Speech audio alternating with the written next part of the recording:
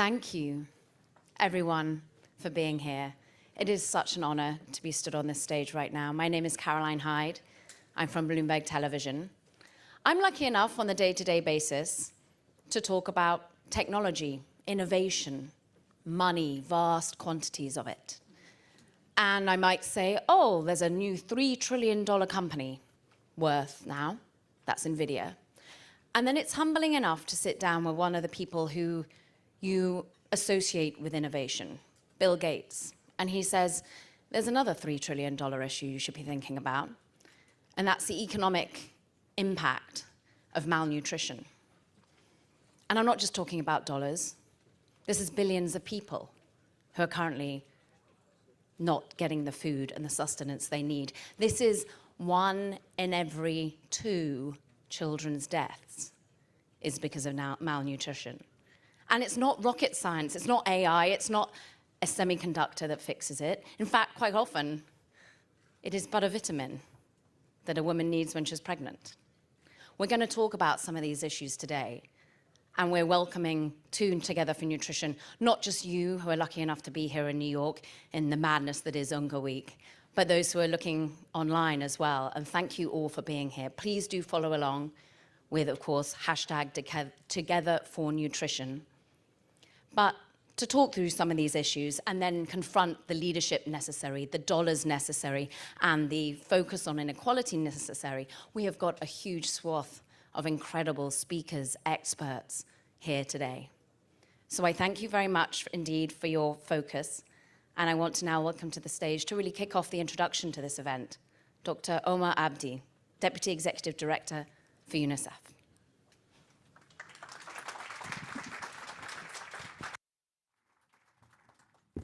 Thank you very much, friends, excellencies, distinguished partners. Welcome to UNICEF. It's indeed a great honor to welcome you to this gathering, Together for Nutrition, to celebrate the positive change that can happen when we are together. You all recall 3 decades ago, we could only dream about saving millions of young child lives and sparing children the devastating lifelong effects of stunted growth and development due to malnutrition. 3 decades later, at this historic moment in history, we can celebrate that we cut preventable child deaths by over half, and we know that about 50% of child deaths are associated with malnutrition. We have reduced global stunting by 45%, and the number for stunted children by 110 million. We have also brought global rates of exclusive breastfeeding within reach of the 50% global target by 2025. And if countries meet the global target, we will have generated over $300 billion due to improved child survival, nutrition, and cognitive development. This is a testament to the collective we, of the power of what's possible when we bring our best efforts and our investments together for nutrition.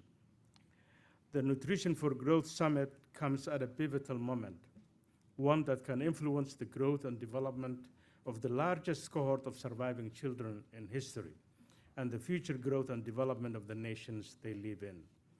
The decisions that we make today and in the days coming can change the course of history of over 180 million children experiencing child food poverty. We have the tools, an impressive menu of tried and tested nutrition solutions that, when implemented at scale, can end malnutrition forever. Changing this course also requires us to look at the crisis of malnutrition from a gendered lens, as adolescent girls and women bear the brunt of the consequences of malnutrition. UNICEF's reports, Undernourished and Overlooked, showed that more than 1 billion adolescent girls and women worldwide suffer from undernutrition. Nutrition justice is therefore not possible without gender justice. And gender justice is a myth if nutrition justice for girls and women is not a reality. Now, all that remains for us to do, with governments in the lead, is to commit to reach ambitious and measurable results and mobilize all forms of investment to end malnutrition for every child, every adolescent girl, and every woman. I am proud of what we will be able to achieve together with the Child Nutrition Fund, a new coordination and financing model for a new age, bringing together different investors, including governments, bilateral donors, and philanthropists, and offering different options to leverage and match funding. Friends, distinguished guests, partners, excellencies, today's event, with more than 25 global nutrition leaders coming forward to show support and announce new commitments, should serve as a strong signal that positive change for nutrition is possible and can happen at scale across countries and regions. Indeed, ending malnutrition is not only a moral and political imperative, but also a proven sound investment.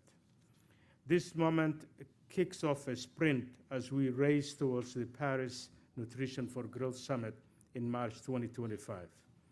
On behalf of UNICEF and all the organizers, we call on the global community to lean into this moment with renewed conviction and commitment. Let this be a moment of both celebration of progress and honest reflection on the path ahead. You can count on UNICEF to stand with you to accelerate action for child nutrition and development at scale for every child everywhere. And thank you very much.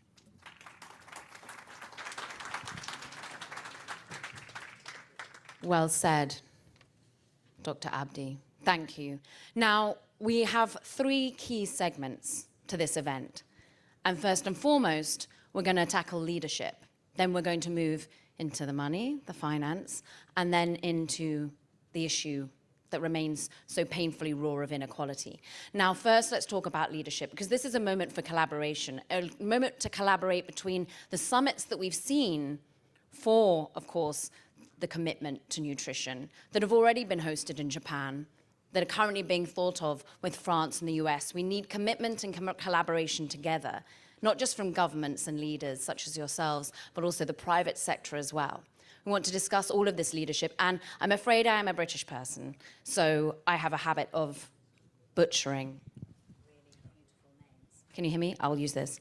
And so, therefore, be kind to me, because you do have some wonderfully, beautifully named people joining the stage today. Some are running a little late in the traffic, so forgive them for that as well. But hey, this is Unga Week, and we all get it. So please do welcome to the stage to be discussing the keen partnerships that are going to be built today and lasting throughout the years. Is going to be Dr. Patrick Webb, Chief Nutritionist of USAID. We're going to have Ryu Pon, Secretary General of Nutrition for Growth Summit and Minister's Special Envoy for Nutrition and France. I'm going to name everyone's names in this particular part, and then we'll hear from each of them individually, and then they'll be speaking as well in certain panels. We also have Ons Jabeur, the professional tennis player and WFP Goodwill Ambassador. We have Emanuela, the youth advocate for Ghana. We have Dr. Atul Gawande, Assistant Administration for Global Health, USAID. We have Dr. Kazuhiko Nakamura, the Ambassador, Director General, and Assistant Minister for Global Issues, Ministry of Foreign Affairs of Japan.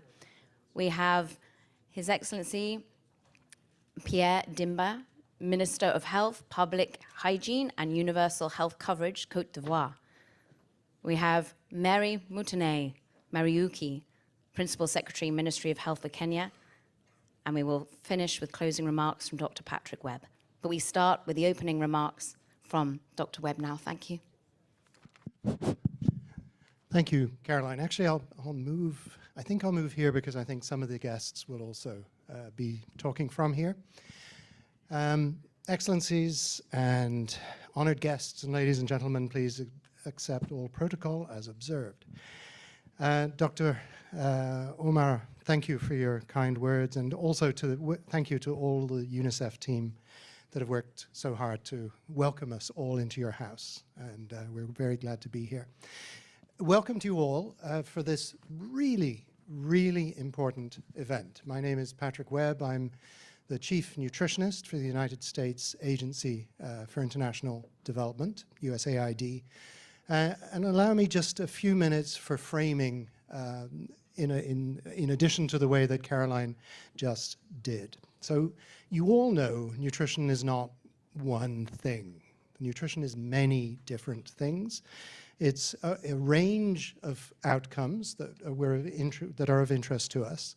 Those outcomes are underpinned by a variety of processes, often interacting processes, for which there is a suite of solutions. We do have solutions. We're going to hear about some of those from our World Bank colleagues very shortly. But in other words, it's clearly not one thing.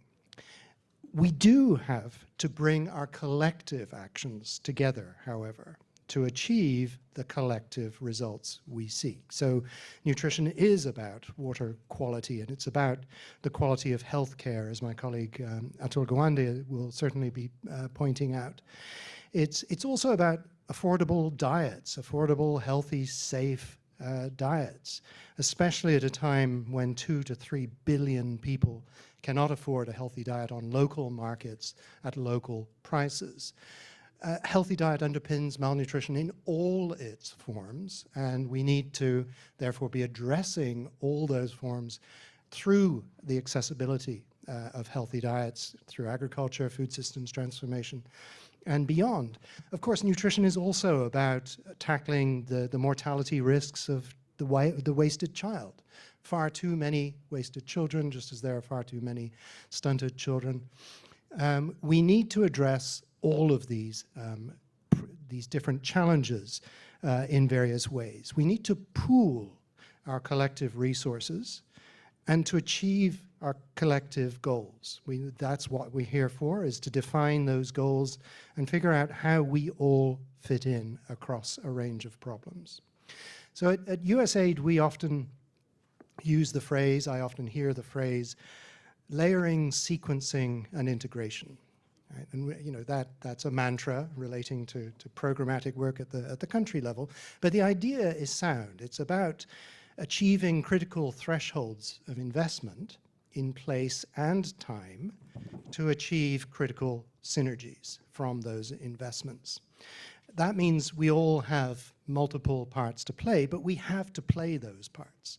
We can't assume them. We can't assume that somebody else is going to do what needs to be done. We have to do it. We have to shine the light on government commitments, subnational commitments, non-governmental players, private sector, philanthropies, and so on. We can't assume they will do their job. We have to hold people accountable. This afternoon's event is designed, as Caroline said, as a series of interlocking sessions. And so you'll hear really important voices from the field. And that's really important to hear the voices from the field, especially from those countries bearing the greatest burden of undernutrition. You'll hear from philanthropies about the critical need to put gender at the core, the heart of everything that we do for nutrition actions. You'll hear about the importance of using the right metrics, the appropriate measurements, not just to document progress, but to guide change. What we do needs to be based in evidence, and that requires appropriate metrics, appropriate evidence to be applied. From our World Bank colleagues, you'll hear about the investment case for nutrition. It's not just a good idea, it's not just a moral essential demand. There's an economic case here for investing in nutrition, and it's an important one that all governments, not just donor partners, but all governments need to be thinking about very carefully. And then you'll hear from colleagues right after me from France and Japan, and then later from the United Kingdom, about the political case for investment in nutrition, which some people take too much for granted. We have to have not just more investments, but more continuity of engagement and investments. We shouldn't just show up once every 4 years for a summit. We have to be engaged throughout the period between those summits. That's something that Special Envoy Pont will be putting on the table for us. So we're going to start with that series of interlocking sessions from this political economy lens, if you like. And so simply put, we are at a pivotal moment, 2024 leading into 2025. We should remember this date. This is a pivotal moment for decisive leadership, new commitments, but more importantly, concrete action on nutrition. It's needed more urgently than ever before, despite the progress that we're making. But the world is falling short of taking the solutions we have to scale, and we remain still vastly underfunded to take on the task at hand.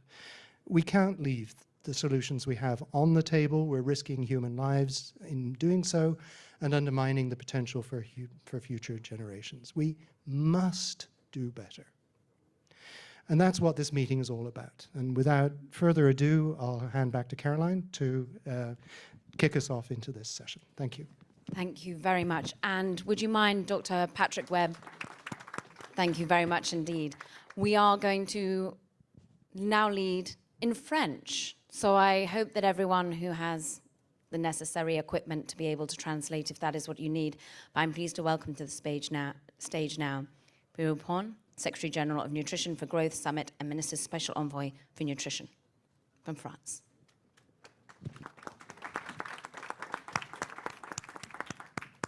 Thank you very much. Good afternoon, everyone. I'd like to quote Winston Churchill in Strasbourg, 1946. He said, "Attention, I will now speak French." Chers amis, Monsieur le Président, Mesdames et Messieurs les ministres, Madame, cher ami directeur exécutif adjoint,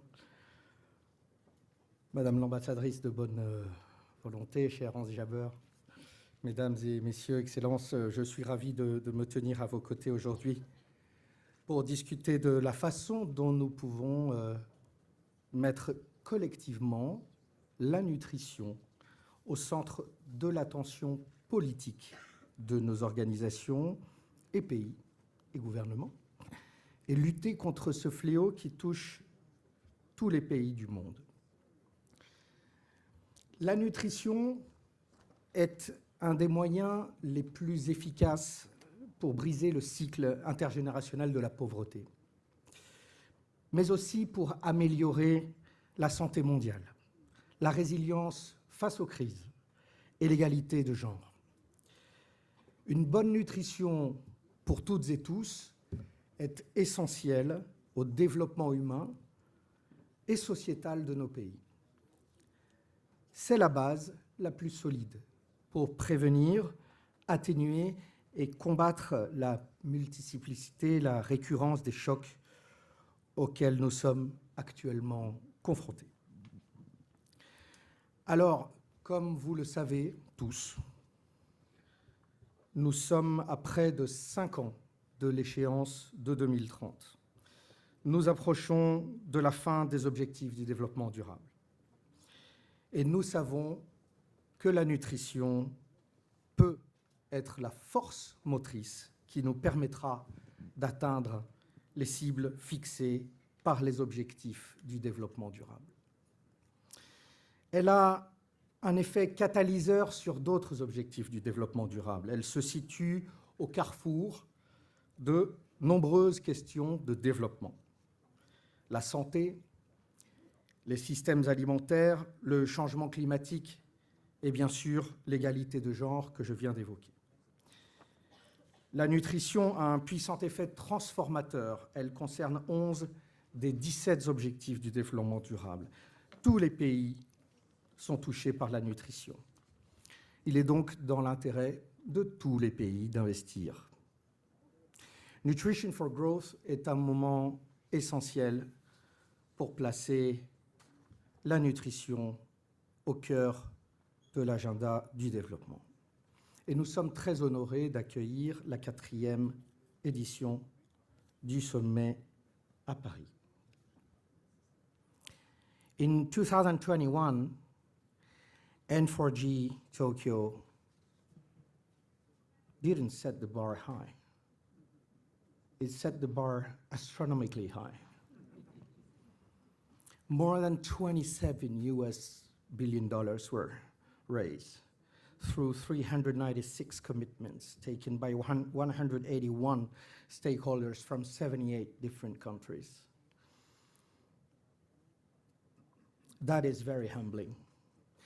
And I can tell you, it takes a lot to make a Frenchman humble. N4G Paris will be a renewed occasion to transform a decisive mobilization obtained by Japan and to contribute to the realization of the SDGs in 2030. For this new edition, we have 4 goals. One, first, to put nutrition at the center of the agenda, the core of the agenda of sustainable development.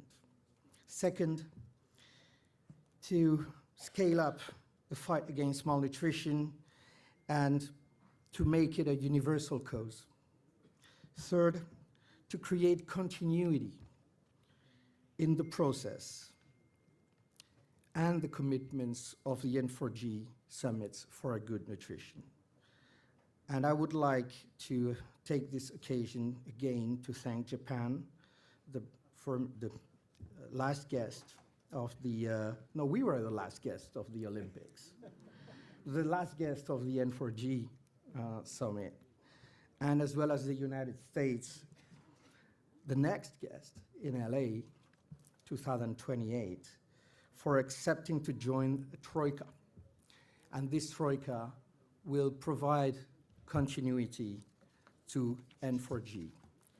We very much hope that Australia, who gets the Olympics in 2032, will join the troika when time comes. Finally, we would like to maintain a very high level of political and financial commitments for nutrition, and that is key, and we will certainly need the support of the development banks with which we have already started engaging, and we will soon hold a meeting next month in Washington in the occasion of the fall meetings of the World Bank and the IMF. We are 6 months ahead from N4G Paris. We have 6 months to make a difference. And I would like to encourage you all, every one of you, to use your voice to create momentum for N4G. The fight against malnutrition will not stop in late March 2025. There will be plenty of other occasions, and I think of Seville, and I think of the many occasions to discuss and take action on financing development. But we know that by giving impetus to N4G Paris, then we will also provide energy to the meetings that and collective moments that we will hold together afterwards. Be it governments or private sectors, we need to act collectively and gather our forces. We need to bring philanthropies, and I see our dear Spencer Kirk in the public here, who contributed in the most gracious way in Roland Garros. Thank you, sir. And we need to make significant progress and take the necessary steps to increase the impact of nutrition. Today, we will put into the light, throw in light the impact of this extraordinary policy, which makes me think of a magic wand that we still do not really know how to use. Only 1% of the ODAs are dedicated to nutrition, when we know it is the most impactful and efficient development policy. Shouldn't be the case. It is now time to continue our action with more determination. We need to get together to make it happen, and it happens and begins now. Thank you very much. Brio Pont, thank you. Please welcome to the podium Ons Jabeur.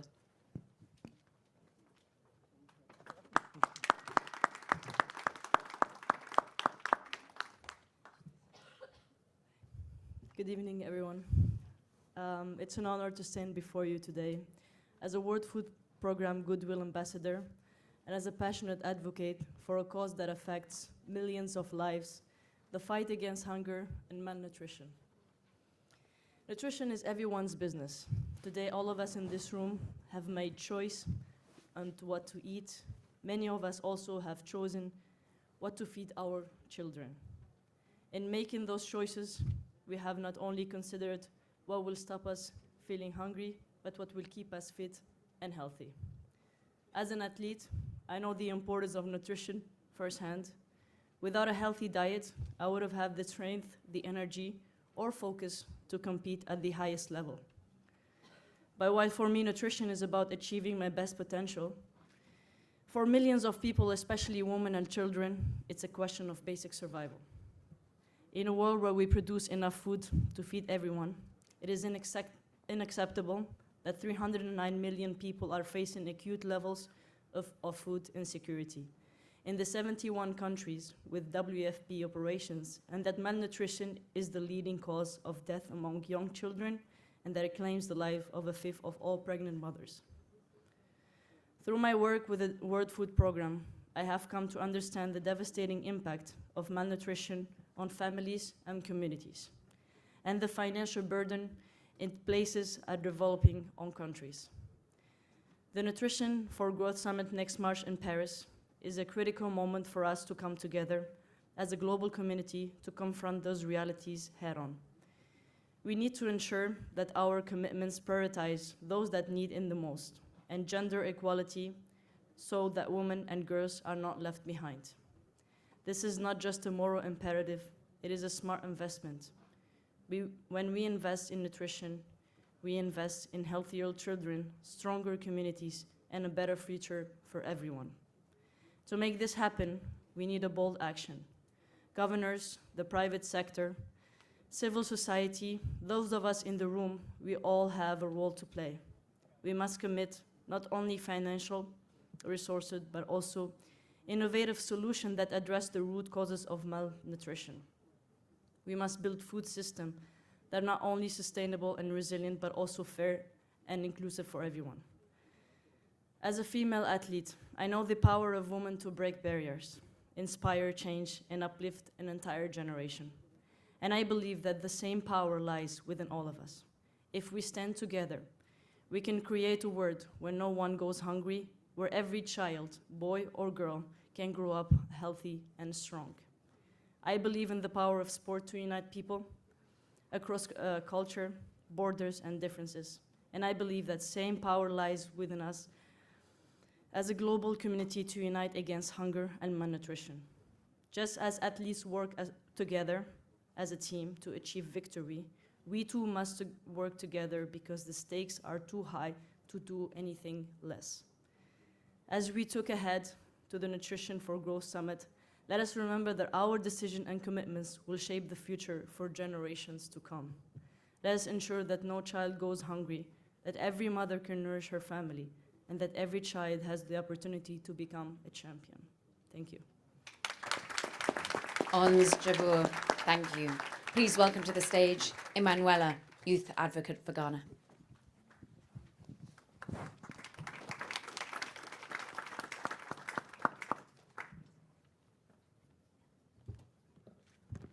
Good evening, everybody. My name is Emanuela from Ghana. Gender and nutrition are closely linked and can lead to malnutrition and other issues. And first of all, I would like to mention two major points among the many that brings about malnutrition in my country and especially in my community. The first one is poverty. Many families cannot afford foods in Ghana, and Ghana is in a state that there's high inflation on foods and goods. But families cannot afford these foods, talk less of nutritious foods. And the second one is socio-cultural norms. In my community, there are these cultural norms that when food is prepared, the protein is given to the boys and the fathers. And in some communities, they believe that when you give children proteins like meat, fish, egg, they become thieves. they grow up to become thieves, because when they don't get it for a very long time, they can start to steal it. So that is their perception, which is very wrong. And I would like to tell us that these women and girls prepare most part of the foods, yet they get little quantity and then little quality. And I want to share with you some personal experience. You know, in most of the African countries, they train you at a very young age and you learn how to cook very early. So when I finished cooking with my mother, she would give me a morsel of meat. And the excuse is that I want you to grow up, take your education very seriously, learn hard so that you can be able to afford so much meat for yourself when you grow up. And I didn't like this very much. So I always prefer staying with my father because my father gives me so much meat. And she thinks that I like my father more than her, but it's not true. So I had to devise a plan. The plan is that I'll eat most part of the meat when cooking because I know that at the end, I'll not get enough meat. So when I'm cooking, I'll eat most part of the meat to replace the ones that they will not give me. That was in the basic school. So when I went to the senior high school, I realized that most girls were going through the same thing. And some, it's not even to serve as a motivation for them to take their education seriously. It's a punishment for them.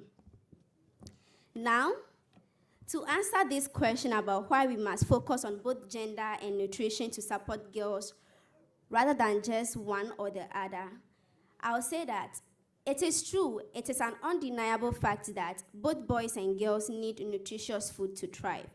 But focusing on both gender and nutrition, it is crucial for supporting girls because these two factors are very well related and have a profound impact on their overall well-being and development.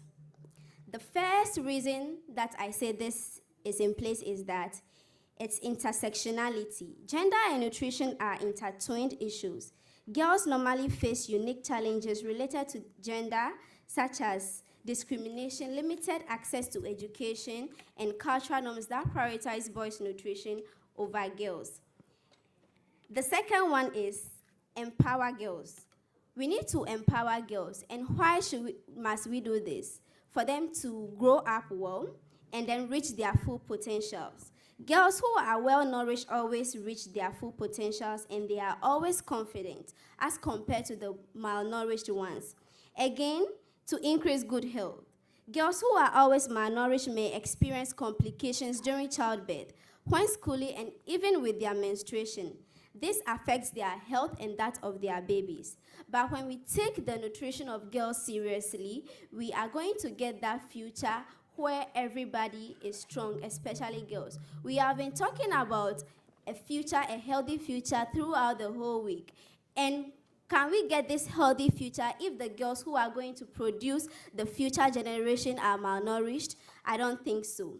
Again, we are going to break the cycle of poverty. The famous Dr. Agri of Ghana once said, and I quote, "If you educate a man, you educate an individual. But if you educate a girl, you educate a whole nation." And we girls can break that cycle of poverty in our families and in our country when we are well-nourished and then we are empowered. Last but not least, it brings about long-term development in our countries. It is in our biological makeup to multiply things. And when we are nourished, we are going to multiply our economics, not only our families. And to conclude, I would like to suggest to us, policymakers, governments, and organizations that we should bring about education. Let's give access to women, girls, boys, to information on nutrition. And we must make this information easy and child-friendly. Governments must make policies that provide girls with nutrition. In Ghana, we had a policy where we were given folic acid on every Wednesdays in the basic school, but that policy had vanished into a thin air. So I think with what I have presented to you so far, we have come to see the importance of providing girls with nutrition. Thank you for your audience. Well said. Emanuela. If you see me lurking here, it's because you're out of time. So just to the speakers, I will be here haunting you if you run over your time slot. We appreciate it. Please do welcome to the stage Dr. Atul Gawande. Oh my God, she was so awesome. She just made the best case ever. And I am also, I think those of you who don't know tennis don't know how amazing it was to have Ons Jabeur here. This is the first African to have made a Grand Slam final. She has made Wimbledon final twice and the US Open twice. And you all have to cheer for her to win her first Grand Slam.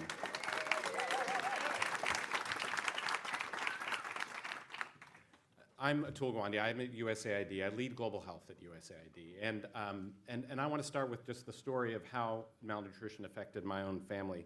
My parents are from India. My father is from a rural farming village. My grandfather, when he was 18 years old, he had just married, and his father died. He inherited the land, which was in debt. So every cow was taken for that debt, except one, and he lost half the land in order to be paying off that debt. He and his new wife starved that first season. The rains did not come, and he described subsisting on bread and salt for the next 3 months, and they barely survived. My father would turn out to be a doctor, come to the United States, and I'd be born in the United States, and I'd return home to our village, and I would tower a foot higher than everybody in the village because of stunting and malnutrition being that pervasive.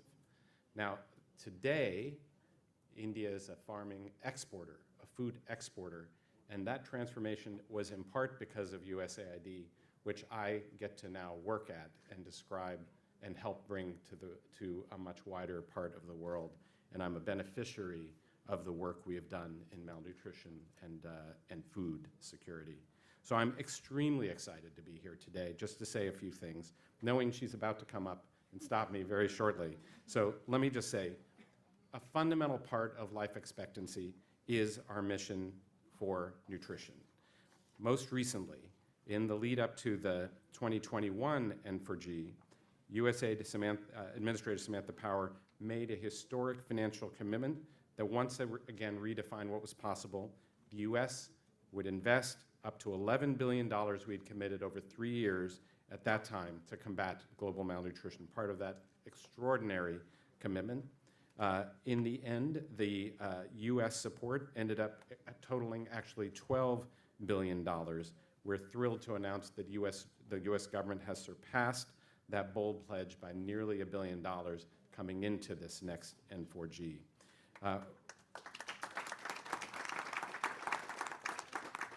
As part of this investment, USAID nutrition programs have reached more than 39 million children and women with essential, often life-saving interventions every single year.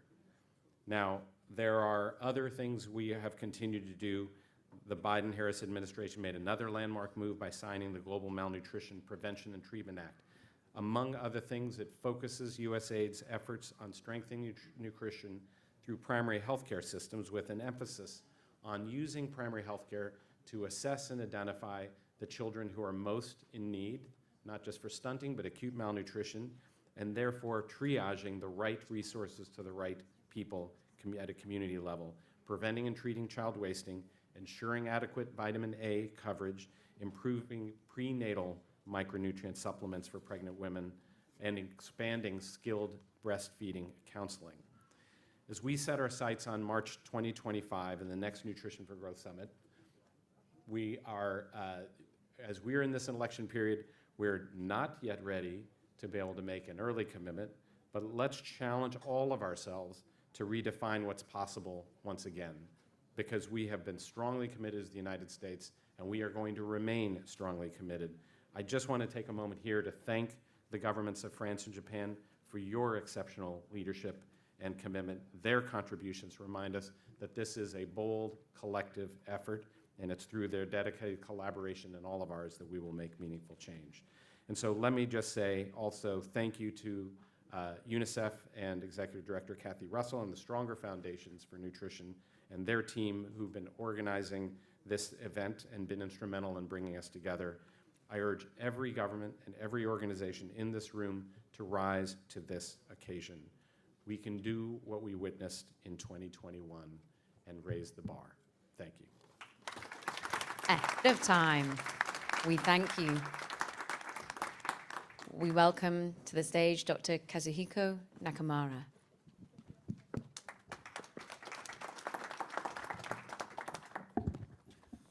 Excellencies, distinguished guests and colleagues, good afternoon. Let me extend my sincere appreciation to Stronger Foundation for Nutrition for organizing this event together with the distinguished partners, namely UNICEF, USAID, the Government of France, World Health Organization, UN Women, as well as the Sun Movement. It is our great pleasure to co-host of this event today. Global nutrition challenges remain a significant barrier to achieving sustainable societies. Despite various actions around the world, every country still faces nutrition challenges, and they make efforts to improve nutrition situation as it is vital to achieve the SDGs.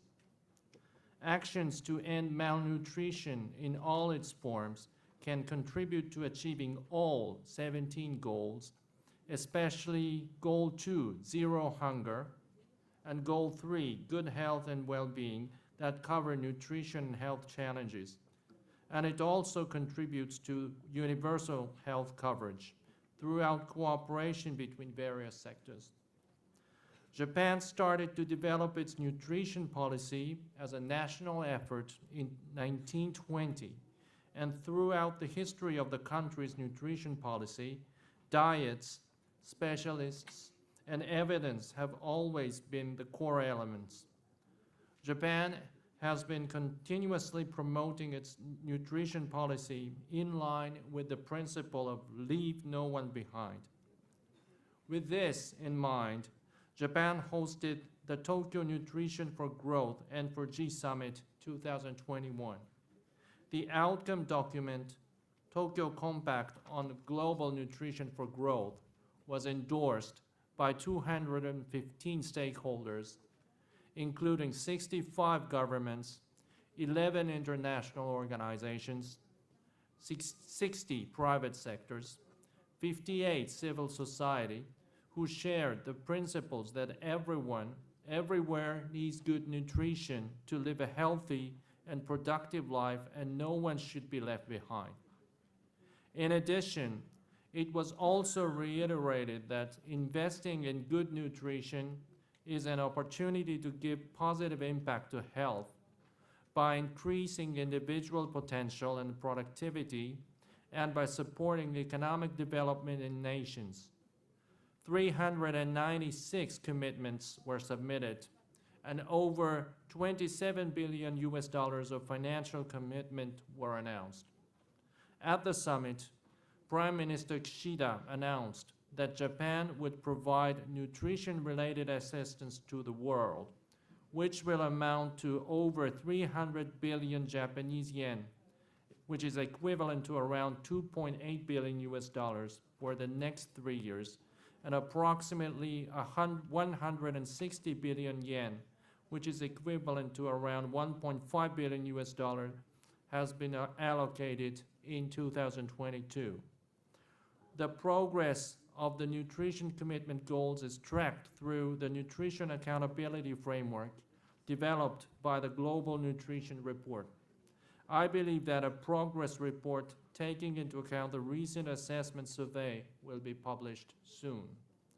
Next year, in 2025, the government of France will host the N4G Summit in Paris, and Japan welcomes the Troika system established as an initiative of France to ensure the continuity between the summits. Japan is fully committed to cooperate with France and the United States to contribute to the success of the Paris N4G Summit and beyond. Building on the outcomes of the Tokyo N4G Summit 2021, we understand that timely themes previously introduced by Secretary General Pond will be discussed at the Paris N4G Summit next year. Japan looks forward to deepening the discussion over the next few months to shape political and financial commitments in collaboration with partners including both public and private sector, academia, and civil society organizations.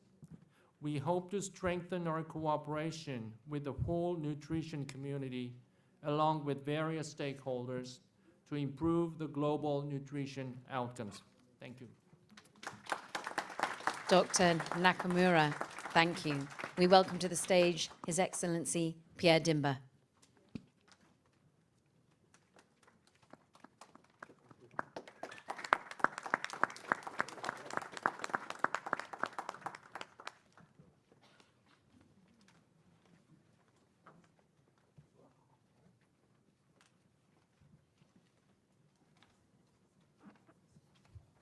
Merci, Excellences, Mesdames et Messieurs, distingués participants. Je voudrais, au nom du vice-président de la République de Côte d'Ivoire, Son Excellence Timoko Miele Kone, vous saluer et vous féliciter pour cette belle organisation et cette mobilisation de ce jour autour du thème « Ensemble pour la nutrition ». En son nom et en mon nom personnel, je voudrais adresser mes salutations distinguées à la directrice exécutive de l'UNICEF, présidente donc, du LEAD, groupe du mouvement SAN, ses félicitations et ses vœux de réussite à l'envoyé spécial de la France pour le sommet de Paris, et vous dire que la Côte d'Ivoire s'honore de coprésider le groupe consultatif international du prochain sommet N4G aux côtés de la coordinatrice du mouvement SAN, que je voudrais vraiment saluer chaleureusement. Ces remerciements vont à l'endroit de l'ensemble des partenaires ici présents pour leur soutien multiforme à notre pays, la Côte d'Ivoire.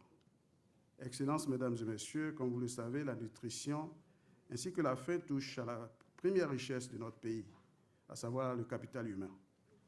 Malheureusement, la majorité des pays ne sont pas en bonne voie pour atteindre les objectifs mondiaux de nutrition fixés en 2025, voilà ainsi l'horizon 2030. Les multiples défis auxquels nous avons à faire face dans le monde, et particulièrement en Afrique, ainsi que les délais pour les États pour atteindre ces objectifs à l'horizon 2030, nous invitent de voir, nous tous, nous imposer une solidarité pour agir ensemble et urgemment. Tel est le sens donc du plaidoyer porté par le mouvement SAN, invitant à mettre fin à la fragmentation des efforts, à s'unir pour une large appropriation de la problématique et un partage de responsabilités et une optimisation des ressources, afin de ne laisser personne de côté. C'est à juste titre que la Côte d'Ivoire, en adhérant au mouvement SAN en 2013, s'est engagée sous la houlette donc, de son Excellence le Président Alassane Ouattara à faire de la nutrition une de ses priorités nationales, conformément aux indications du processus établi et aux principes qui régissent le mouvement. Excellences, Mesdames et Messieurs, le sommet N4G de Tokyo de 2021 s'est voulu, contrairement au sommet de Londres de 2013 et de Milan 2017, un engagement et être aussi smart. Il a invité les États et les parties prenantes à être plus ambitieux en les encourageant à prendre des engagements d'impact financiers, politiques, programmatiques, couvrant 3 domaines thématiques clés et des termes transversaux. Ainsi, la Côte d'Ivoire, dans un processus de formulation coordonné, participatif et inclusif, et fondé sur la revue des engagements passés, a pris l'engagement, au nombre de 8, couvrant ainsi tous les domaines. D'abord, 2 engagements financiers sur la contribution financière domestique, avec un accent mis sur la gestion des données et la création du mécanisme de financement innovant avec le partenariat public-privé. 2 engagements politiques pour disposer d'un plan de contingence en matière de résilience nutritionnelle et alimentaire et conduire le plaidoyer faisant de 2022 une année africaine dédiée à la nutrition et au système alimentaire. 3 objectifs d'impact en lien avec les taux de l'allaitement exclusif et la malnutrition aiguë et la malnutrition chronique. La principale difficulté rencontrée dans la formulation des engagements est celle relative à l'absence de données de référence actualisées. Je voudrais donc... les pays donc, totalisent la dernière évaluation de janvier 2024 et ont atteint donc des engagements avec 3 qui sont en bonne voie, 1 en cours de réalisation. Excellences, Mesdames et Messieurs, au moment où la communauté internationale a le regard tourné vers le sommet de l'avenir et porte la réflexion sur les thèmes de 79e AGNU qui invite à ne laisser personne de côté et agir ensemble, nous nous réjouissons de la réflexion de ce jour. L'occasion offerte par le prochain sommet nous permet de faire le point des engagements de Tokyo et de porter un regard sur les défis du moment et de se projeter dans un contexte financier difficile. Il s'agira donc de veiller à inscrire clairement la nutrition dans tous les agendas clés, de mettre définitivement fin à la fragmentation des efforts, à la duplication des cadres de coordination, tant au niveau mondial, régional que national, afin d'optimiser les ressources financières, matérielles, humaines et temporelles. Mettre les pays au cœur des échanges et les inviter ainsi que toutes les parties prenantes à s'engager, si possible, sur l'ensemble des domaines prioritaires identifiés, définir un objectif de financement de la nutrition en invitant les États à y contribuer par des ressources endogènes en fonction de leur réalité. Mettre l'accent sur les interventions nutritionnelles prouvées à haut impact, y compris sur le surpoids et l'obésité, ainsi que les maladies chroniques liées à l'alimentation. Accorder une importance au financement pour les générations des données et des évidences. Renforcer les mécanismes de redevabilité. Je voudrais, Mesdames et Messieurs, terminer mon propos en réitérant la disponibilité de la Côte d'Ivoire à soutenir le processus en sa qualité de coprésident du groupe consultatif international du prochain sommet et inviter toutes les parties prenantes, y compris les États, à faire du prochain sommet une réussite. Nous restons convaincus que les actions que nous mènerons ensemble, au-delà des frontières, des secteurs traditionnels, nous permettront de consolider les progrès accomplis pour lutter contre les causes multiformes de la malnutrition. Je vous remercie. Thank you. We welcome to the stage Mary Mutone Muriuki and a video, I hear as well. Thank you.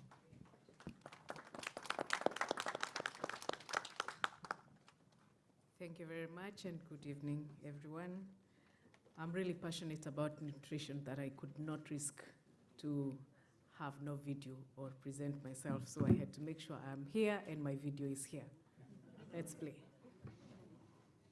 Distinguished guests, esteemed colleagues, and partners in nutrition, I am honored to join you today at this critical gathering as we work together to put nutrition at the core of the Sustainable Development Agenda. I extend my gratitude to the organizers, including USAID and the government of France, for hosting this important side event, and to all the global leaders here committed to addressing malnutrition in all its forms. While Kenya has made great strides in improving nutrition, we still have more work to do to achieve SDG 2. The 2016 World Bank report showed that every dollar invested in nutrition returns $22 in Kenya, so prioritizing nutrition will lead to economic development and in addition to improved health and poverty reduction. Our 2019 cost of hunger study estimated that child undernutrition cost us 6.9% of the 2014 gross domestic product. Therefore, it is essential that nutrition is integral to our universal health coverage and the bottom-up economic transformation agenda, and that we are committed to the elimination of malnutrition in all its forms. The government of Kenya has rolled out 100,000 community health promoters who have been trained, kitted, and given a stipend to provide health services at the community level, including essential nutrition interventions.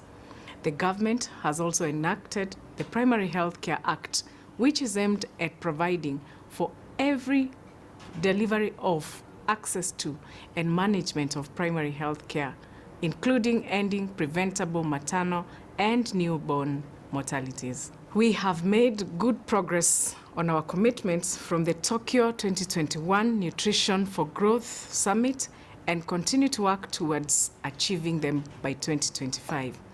We have improved vitamin A supplementation coverage to 85.5%, surpassing our 2025 target of 80%. We have expanded school feeding programs to reach 2.5 million learners with a goal of covering 10 million by 2030. Social protection programs like nutrition improvement through cash and health education benefit over 48,000 households with nutrition-sensitive cash transfers. To reduce the burden of non-communicable diseases, we are implementing policies that promote healthy diets. Recognizing the importance of food systems in addressing malnutrition, we are working closely with the Ministry of Agriculture and that of Livestock Development to align nutrition-sensitive interventions with agricultural policies. We are utilizing the Kenya Nutrition Scorecard to strengthen accountability and monitor progress of 28 key indicators at the national and county level. Through the National Information Platform for Food Security and Nutrition program, we have developed a central repository and web portal with up-to-date food and nutrition security data. Multi-sectoral collaboration is critical, integrating nutrition interventions across the health sector, agriculture, education, social protection, and other sectors is very essential. Additionally, strong monitoring and accountability frameworks like the Kenya Nutrition Scorecard have proven vital in tackling progress and driving transparency. However, challenges such as climate-related shocks and resource gaps have demonstrated the need for resilience, forecast strategies, and innovative financing mechanisms. Moving forward, Kenya's top priorities include scaling up evidence-based nutrition interventions such as exclusive breastfeeding and optimal complementary feeding, prevention and treatment of acute malnutrition, micronutrient supplementation, large-scale staple food fortification, improving food environment, and nutrition-sensitive interventions. Furthermore, Kenya is committed to enhancing nutrition financing, particularly through domestic resource mobilization and partnerships, while continuing to strengthen data systems to ensure evidence-based policymaking and program implementation. Looking ahead to the 2025 Nutrition for Growth Summit, we call on governments, development partners, the private sector, and other captains of industries to renew commitments to nutrition financing. Together, we can achieve better nutrition for all, drive sustainable development, and ensure a healthier, more prosperous future for our nation. Thank you.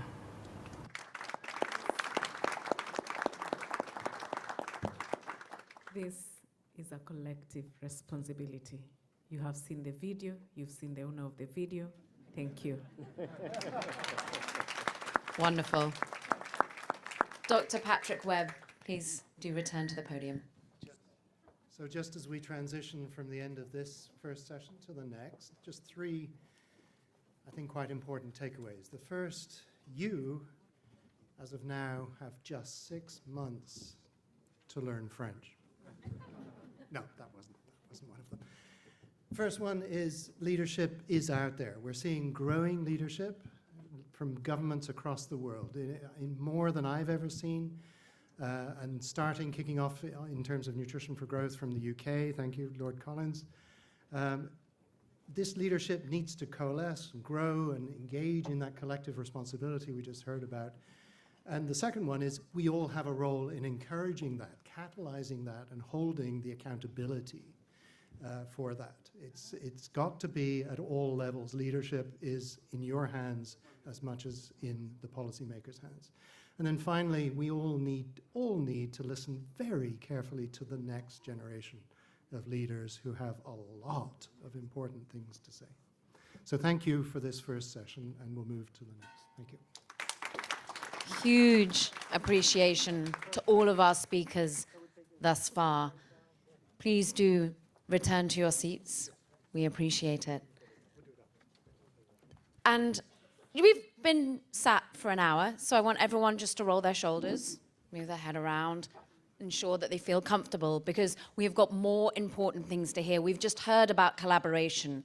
We've just heard how Nutrition for Growth has seen the past, the Japanese really high bar set, as one said, but then we have passing the baton to the present and the future. We've heard from those that we admire and look up to. We've heard from those that we identify with.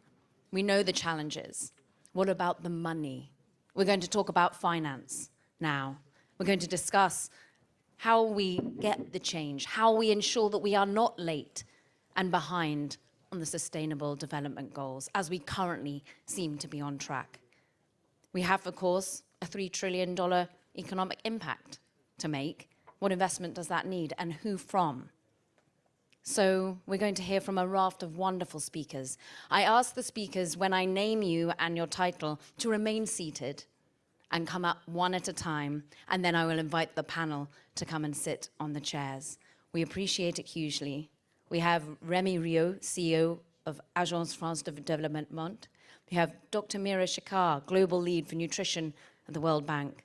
Dr. Francesco Branca, Director, Department of Nutrition and Health and Development at the WHO. Lord Collins of Highbury, Parliamentary Under-Secretary of State for Foreign, Commonwealth and Development Affairs in the UK. We then will have a panel which will be moderated by Afshan Khan, UN Assistant Secretary General and Coordinator of Scaling Up Nutrition. We'll have Dr. Ahmed Abdul Wahab, Advisor on Human Capital to Nigeria Governors Forum, and His Excellency Budi Gunadi Sidikin, Minister of Health for Indonesia. We welcome first to the stage for our next discussion on nutrition as a development investment priority, Rémi Rio. Thank you.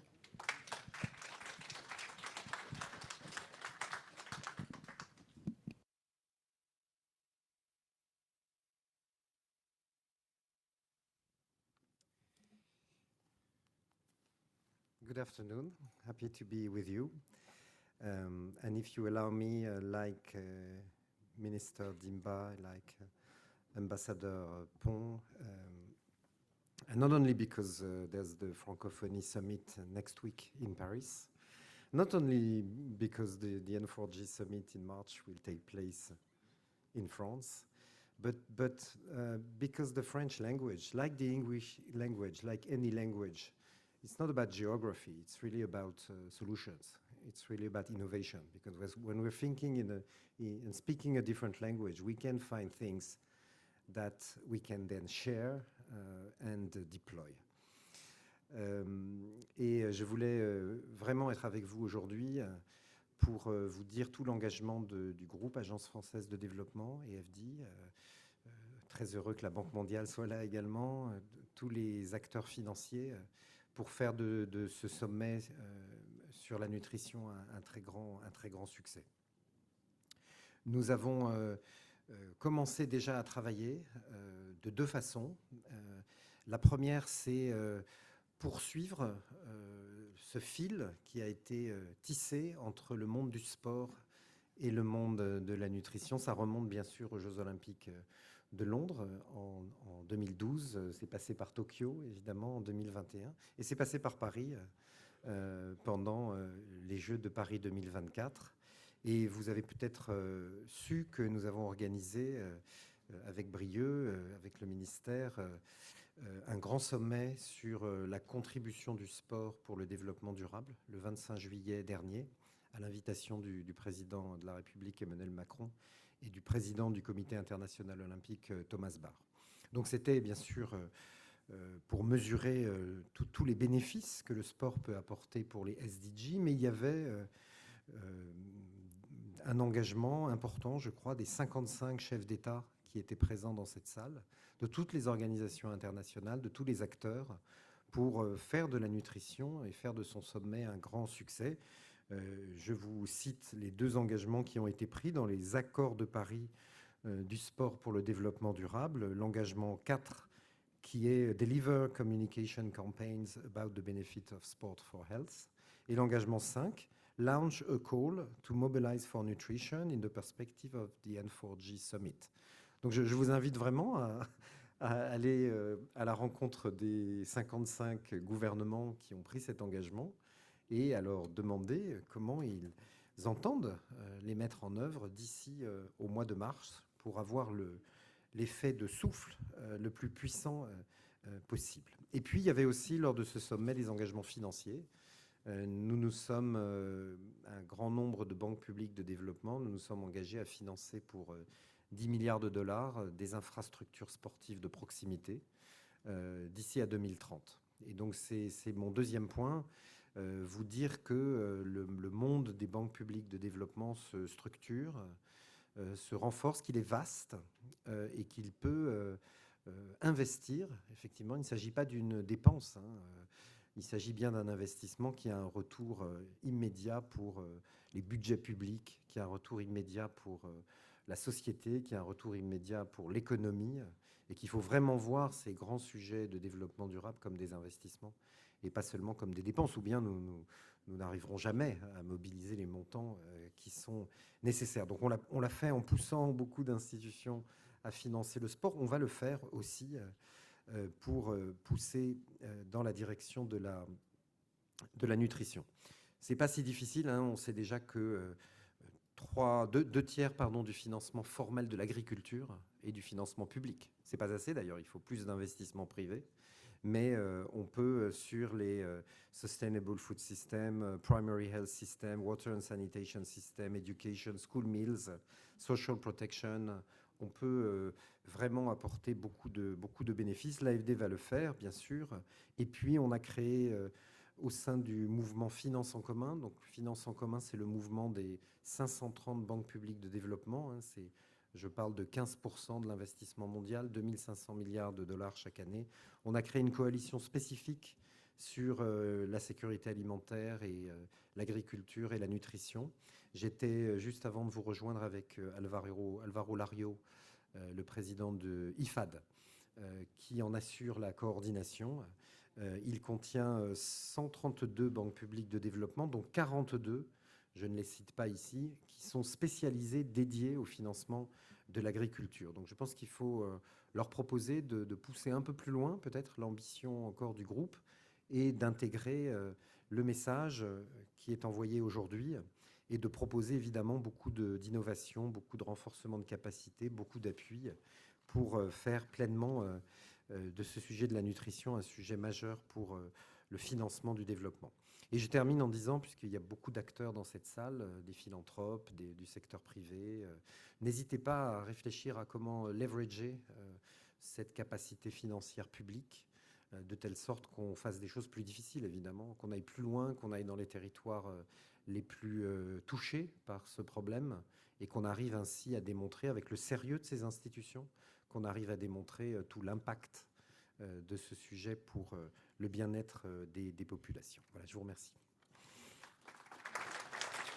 We welcome to the stage Dr. Mira Shekar.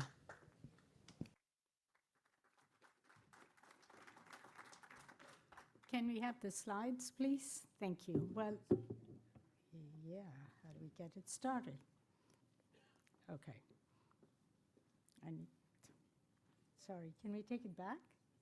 There's only this thing that goes up. Sorry? Oh, okay. All right. Thank you. Thank you all for your patience. If you see me seeming a little flustered, it's because I've misplaced my laptop somewhere in this room. So if you find one that's not yours, please hand it to me. Oh, thank you. Thank you, Anna. You're amazing. Oh, thank you all very much. So with that wonderful news, let me say I'm Mira Shekar. I lead the World Bank's work on nutrition. Delighted to be here and delighted to have heard from everybody else who's really made the case for nutrition. But as Carolyn said, ultimately it all boils down to whether there is monies available or not to do the things that we need to do.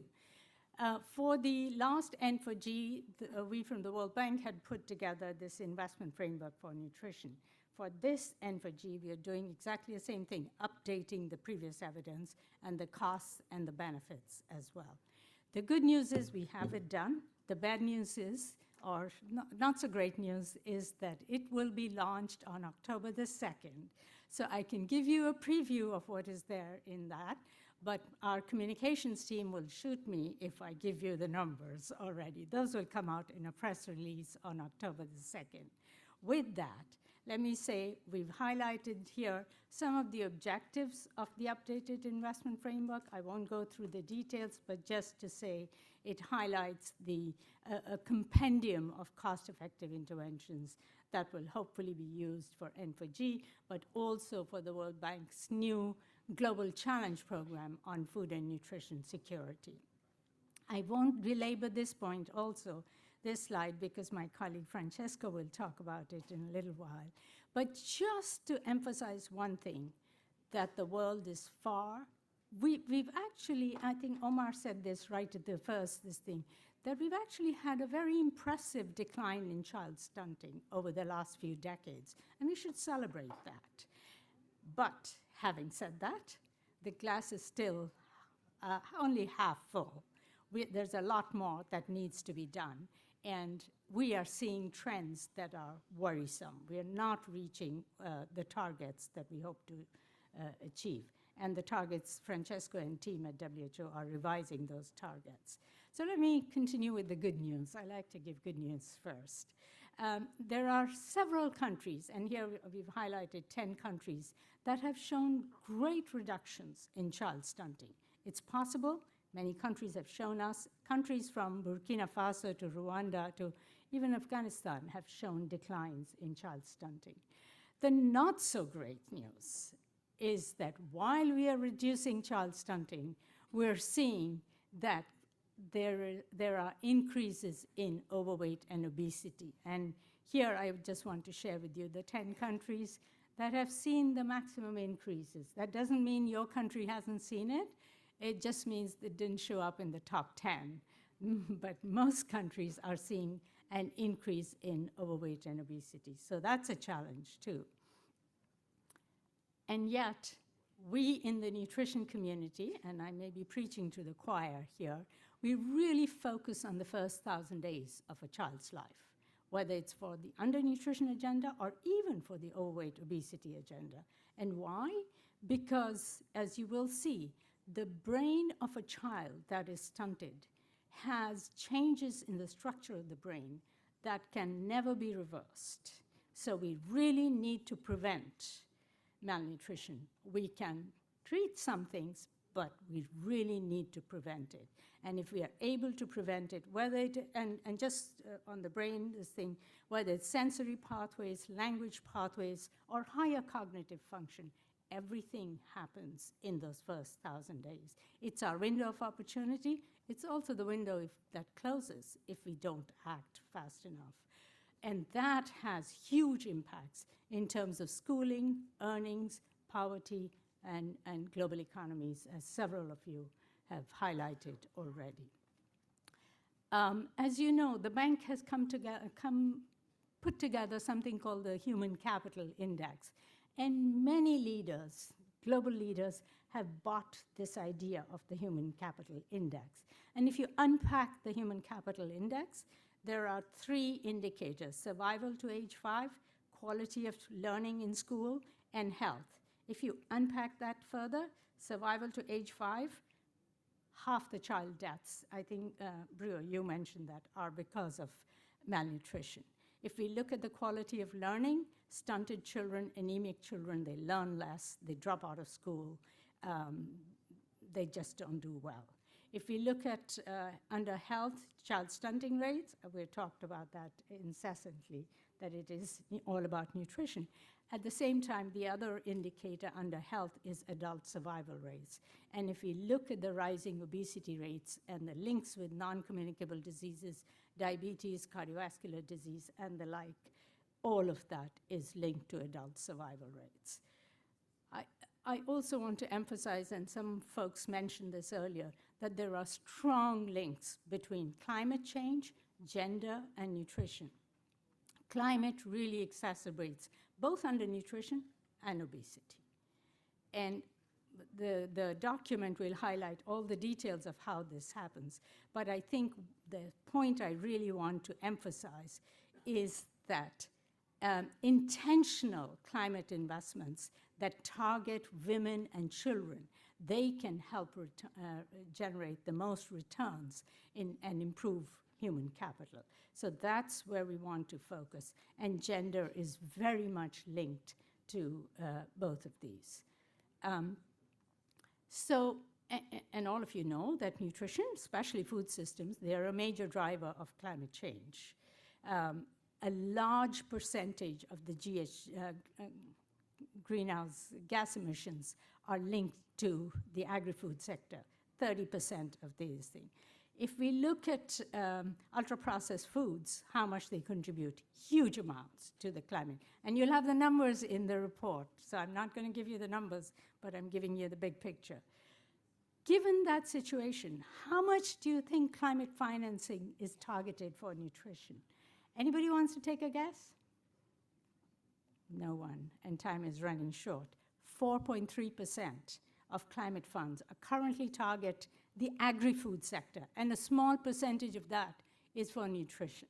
So you can just imagine, and similarly, look at the percentage of climate investments that are currently supporting child-related activity.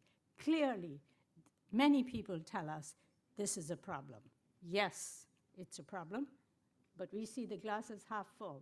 It's also a huge opportunity. We can do a lot with this opportunity, and we should be collectively doing that. So let me now move quickly to some of the evidence. I know you can't read it, given the size of the slides, but just to say what we've done in the investment framework is highlight what can be done through different sectors: the health sector, the private sector, the agriculture sector, water and sanitation, education, and social protection. And we've highlighted the best evidence, the best interventions in each sector. And some of the evidence updates include multiple micronutrient supplements, preventive treatment for malaria. I won't go through all of them, just in the interest of time, but we've tried to highlight which ones are the new interventions that we haven't in the past focused on, that we need to start doing much more on that. At the same time, the investment framework makes a very clear message that investments need to be accompanied by policies and fiscal measures to promote better nutrition. So it's not just about providing X billion dollars, it's also about changing policies. And it's not just technical policies, and I really want to highlight this fact. It's legislative policies, regulatory policies, fiscal policies, all of which cost much less to do. So it's not just about raising more money, it's about putting these policies in place that will give France the win that you're looking for, Brio.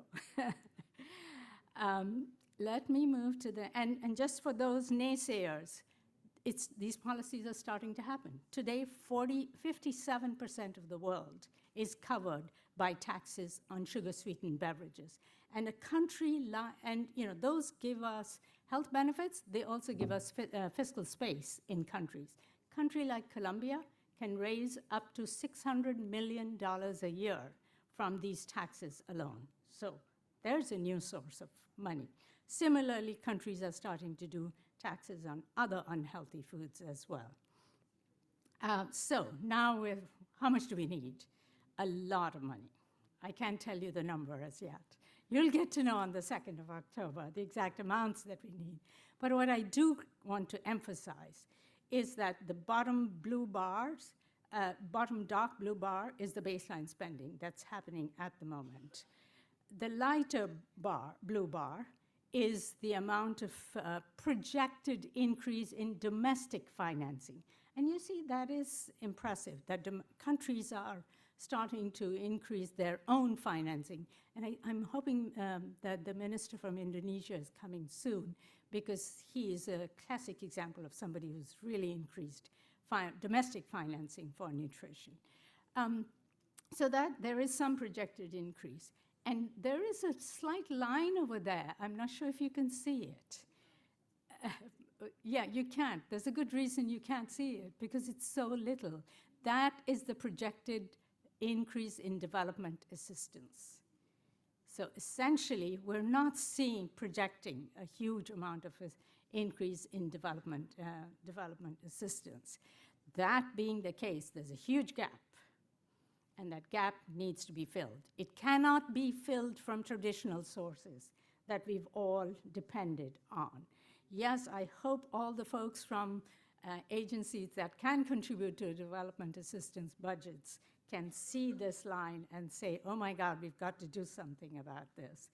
But even if we get more development assistance, the big picture message is this is not going to be a thing. And if we look at the monies that are needed, all I will say on these two things is that the blues are either low or low-income countries, and then it's either South Asia or Africa.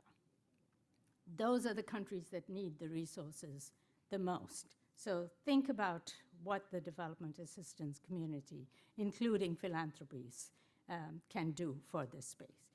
And if we were able to get these monies, the returns on investment can be huge. Again, I can't give you all the detailed numbers, but on child stunting alone, you can get a return of 40 times what you invest. And you can't get that in the stock market either. So hopefully this is something. Similarly, on the obesity side as well, every dollar that is invested will give us $4 to $5 in return in terms of economic benefits. So huge potential for improvement, for results and economic benefits, in addition to the improvements in the SDG-related indicators. And I'm going to end in a minute. Given that we cannot get the monies that we need from traditional sources, we, as the community, need to start exploring innovative sources of financing. And I've listed over here everything from ESG investing to blended finance to social bonds, taxation on unhealthy foods. I already gave that as an example. The nutrition share of climate financing, getting that out is really critical as well. But I also want to highlight one of them, which is repurposing agri-food subsidies. Currently, every year, the world spends something of the order of $800 to $850 billion on agri-food subsidies. Many of those subsidies are regressive. If you think of the subsidy on fertilizer, for example, it leads to excessive use of fertilizers. What does that mean? Overflow into the climate, does damage to climate, doesn't necessarily increase crop production, and we could certainly repurpose this to be more progressive rather than regressive. And similarly, if we look at what's happening in the sugar world, if we, from a health perspective, Francesca will remind us, sugar is a bad thing for us. We can get addicted to it. It leads to diseases. That being the case, from a consumption side, we're saying consume less sugar. From a production side, when I say we, I mean the development community. We are subsidizing sugar. It's one of the highest subsidized agricultural products. And if you look at the dark blue circles, those are products like fruits and milk, which actually have a negative subsidy associated with it. So we are not being coherent in the policies that we are putting in place. And if we repurpose these subsidies, we could certainly put those monies towards healthier diets. And so last comment to say, we need more money for nutrition, certainly. And I know Brielle likes this slide very much, but we also need more nutrition for the money that is available. We need to be more efficient in how we use those monies. We need to put nutrition into UHC budgets. UHC packages currently don't include nutrition in most countries. We need to put nutrition in social protection, adaptive safety net designs. All that is possible, and all we need is what we heard about earlier, political will. So with that, a big thank you to all of you for your patience and for finding my laptop. Thank you. Welcome to the stage, Dr. Francesco Branca.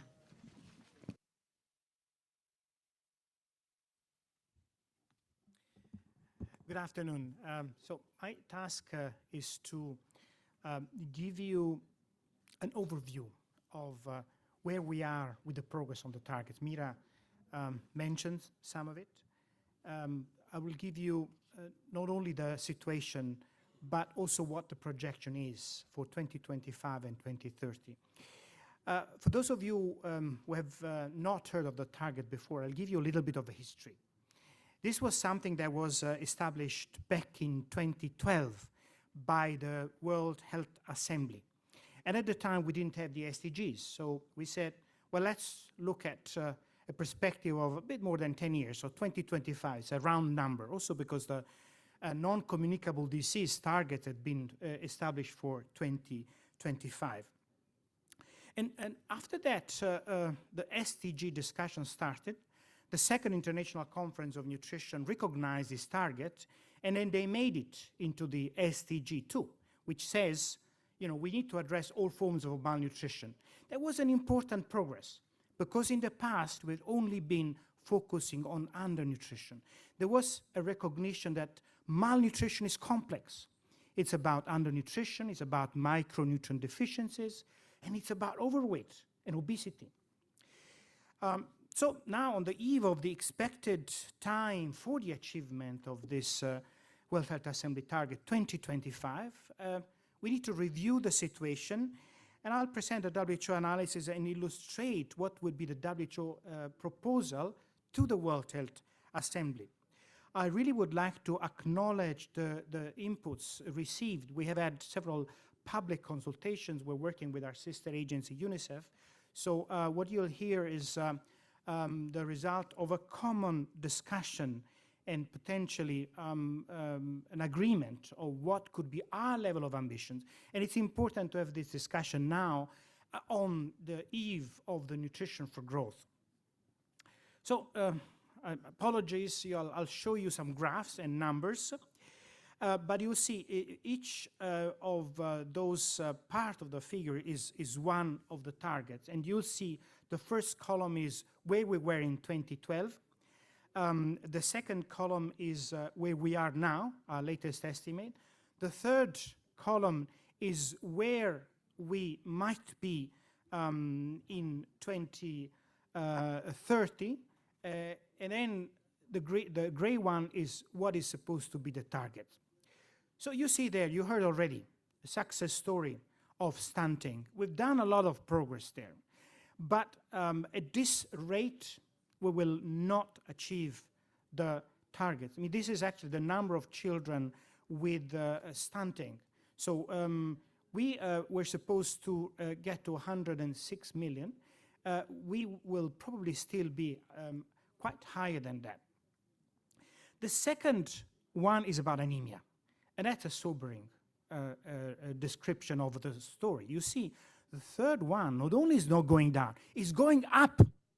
So we're not seeing progress on anemia. In fact, we're seeing a deterioration. I've looked at some of the investment numbers for anemia, Mira, and actually that investment has gone down. So no surprise that anemia rates are actually going up. We haven't done anything about it. And connected to that, the third block is low birth weight. You know, low birth weight, it's maternal nutrition, largely. And, you know, with no progress on maternal anemia, which is an important indicator of maternal nutrition, not surprised that our low birth weight rates have not done much in terms of progress. You know, same level, more or less. The fourth one, it's an interesting one, it's overweight. Actually, we're going to achieve the targets, which was not a very ambitious target, which was no progress. And you've seen from Mira, I mean, of course, there's been a large variability. Some countries have actually been able to reduce a little bit. These are children under 5. Some countries have been able to keep the situation without further increase, but some countries have increased. And some countries, you know, particularly North Africa or the Middle East, have had an increase. But still, the global average will be a success. The real success story is actually breastfeeding. Breastfeeding rates not only have increased by 10% in the last 10 years, but are projected to increase even further. So we'll even surpass the targets. Fourth one is wasting. Big investment, big action, collective action, clear guidelines, a decrease, not at the level as we expect. We would like to have less than 5%. So what could be the scenarios here? And again, apologies for these figures and numbers, but I hope that will make them simple for you. I would say there's basically three situations, three scenarios. The first in bringing together stunting and wasting. And you see, the top line is where we would be at the end of 2030 if we continue at the same business as usual. The midline is if we do like the exemplars, like those 10 countries that Mira showed you. If we do like them in terms of investment, in terms of policies, we can actually, globally, we can actually achieve the target that we have established for 2025.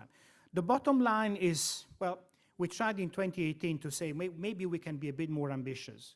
So that's what we thought we could do, but that's not a realistic expectation. So basically my message is, if we, in stunting and wasting, accelerate, do what Mira was highlighting, what, WHO will be producing policy briefs on the accelerated action, we can actually achieve in 2030 the 2025 target. A second scenario is that of exclusive breastfeeding and overweight. Actually, if we have achieved the targets, why don't we go further? So we can really have an increased ambition based on the exemplars, and that's what we would like to propose. A third situation is, the sobering story about anemia and low birth weight. There's no point in changing the target, but we also already know that even if we do something now, we will not achieve any targets in 2030. But we can turn the tide. We can have that radical shift, and we can then expect progress and success, but post-2030. So this is what is going to be the proposal to the World Health Assembly. And this is the decision of member states. So it's not up to us to say what's going to be. But our proposal would be to basically keep the same targets that we're expecting to achieve in 2025 to 2030. And that's the 4 targets in yellow. Stunting, wasting, we can actually achieve in 2030 what we had established for 2025. Anemia, low birth weight, keep the targets, but I can anticipate we're not going to be able to boast about a lot of successes. Anemia and obesity, let's be more ambitious. For breastfeeding and obesity, breastfeeding, we can comfortably say we will go up to 55, probably 60%, exclusive breastfeeding in the first 6 months. And obesity, we can actually turn the tide and go to less than 5%. So decrease slightly, but show that it's possible to have such a decrease. Now, this is, of course, a proposal, but we also need to say what it's going to take to be in these scenarios. So really look forward reading the full text of the investment framework, but I also commit that WHO will give some indication of what could be the actions that would accelerate based on the analysis. And here's another idea. Somehow we left it open. We said, okay, well, if you want to achieve those targets, there's a menu of actions, but it basically depends on countries' choices and countries' priorities. At the same time, countries have expressed an interest to see some areas for action indicated as priorities. So, the discussion came about setting operational targets and, aligning the community along certain elements that could be a marker of our accelerated action, perhaps a marker of the way we accelerate action. And let me give you an example on wasting. Wasting, I think, the success story, and I really acknowledge really a collaboration of the donors who have made investment, of partners, particularly UNICEF, leading a lot on the implementation on the ground. implementing the WHO wasting guidelines, but we've been able to reach many more children with the treatment of wasting. But we have not prevented wasting. So if we have to set an operational targets on wasting, an acceleration of the programs to bring down wasting, we need to say we need a better diet for children. Of course, we need to also give them better water and better sanitation. We need to give to them better health services. But saying that we want to have better minimum dietary diversity and have less children with poor diets is going to be an important objective. So again, I'm putting here as an example what we can have as a set of operational targets. Obesity, again, the sugar-sweetened beverages, maternal nutrition, low birth weight, the diversity of the diet for women. For anemia, still, it will have to be the iron-containing supplements. So we might have a set of operational targets, but that's going to be something that the community, nutrition community, will have to discuss and decide where we want to go with that. Thank you very much. Please welcome to the stage Lord Collins of Highbury.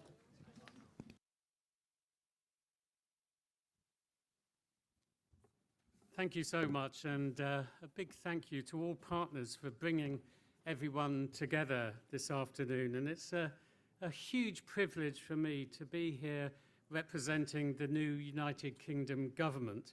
Shifting the dial on health and nutrition for women and children has been an issue close to my heart for some time. I was galvanizing support long before I joined the government. I was chairing a cross-party group of MPs to mobilize support for the Tokyo summit, and certainly it's been an issue that I'm determined to continue into government, because there's no doubting there is urgent need for action. And through our global development goals, we are all committed to ending malnutrition in all its forms. But the world is way off track, and with increasing conflict and the effects of climate change, the nutrition crisis is getting worse. Women, girls, and children are disproportionately impacted, and malnutrition is the underlying cause, as we've heard, of nearly half of all children's deaths and a fifth of mothers' deaths.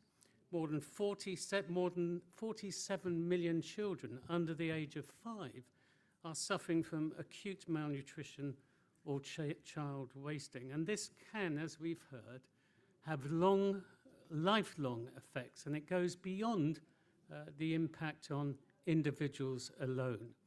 It's holding back education, equality, and more importantly, economic advancement. Economic development is being hindered. It's preventing women and girls and children from fulfilling their full potential and their hopes and dreams for themselves. And we know that addressing their needs and empowering them has a positive ripple effect throughout their families, communities, and countries. And it is critical to achieving so many of our shared goals. We know that investment in nutrition has a strong multiplying effect, and we have to remind all politicians of that. So we must improve nutrition, particularly for mothers and children, as a priority. And whilst November's Global Food Security Summit in London and the 2021 Nutrition for Growth Summit in Tokyo were welcome steps, our discussion today underlines the need for sustainable financing for action on nutrition. And it's very clear that we need to step up our efforts. And this must be driven by partnership, particularly with the Global South, amplifying their voices, understanding their needs. We must learn from other countries, so we address malnutrition by working with civil society and primary healthcare workers from the communities they serve. This is how we build trust and confidence and change that lasts. So as we look ahead to the next Nutrition for Growth Summit in Paris next March, the United Kingdom will be assessing its progress since Tokyo, and we're looking really closely at what more we can do and working with France and everyone here today to make it a success. We all have a role to play in keeping this high up on the agenda. I know that I'm now going to be at the receiving end of the sort of push I was doing before I entered into government, and I welcome that, because we need to ensure that we keep up that pressure. So thank you all, and to Mira and Francesco and Tamino. Your shared determination is absolutely vital, and commitment for ensuring a very caring way forward. So I look forward to the working together in the months ahead, and thank you for all your support. We now welcome to the stage our panel, moderated by Afshan Khan, with panelists Dr. Ahmed Abdul Wahab, Dr. Mira Shikar. Sadly, the Minister of Health for Indonesia cannot make it, but Dr. Lucia Rizka Andalusia, the Director General of Pharmaceutical and Medical Devices, will be joining from Indonesia. Thank you very much. I'm Afshan Khan, the coordinator of Scaling Up Nutrition, and it's really a pleasure to be with you all here today. We heard a lot about the importance from hearing from countries on what their needs and experiences are, and I think this is a unique opportunity. So without further ado, I am going to kick off the panel. And Dr. Ahmed, if I may turn to you first. Nigeria has taken a series of critical steps to strengthen financing for nutrition over the last few years. How has this enabled the government of Nigeria to pursue efficient, effective, and sustainable nutrition financing, and to increase its financing for nutrition? Thank you.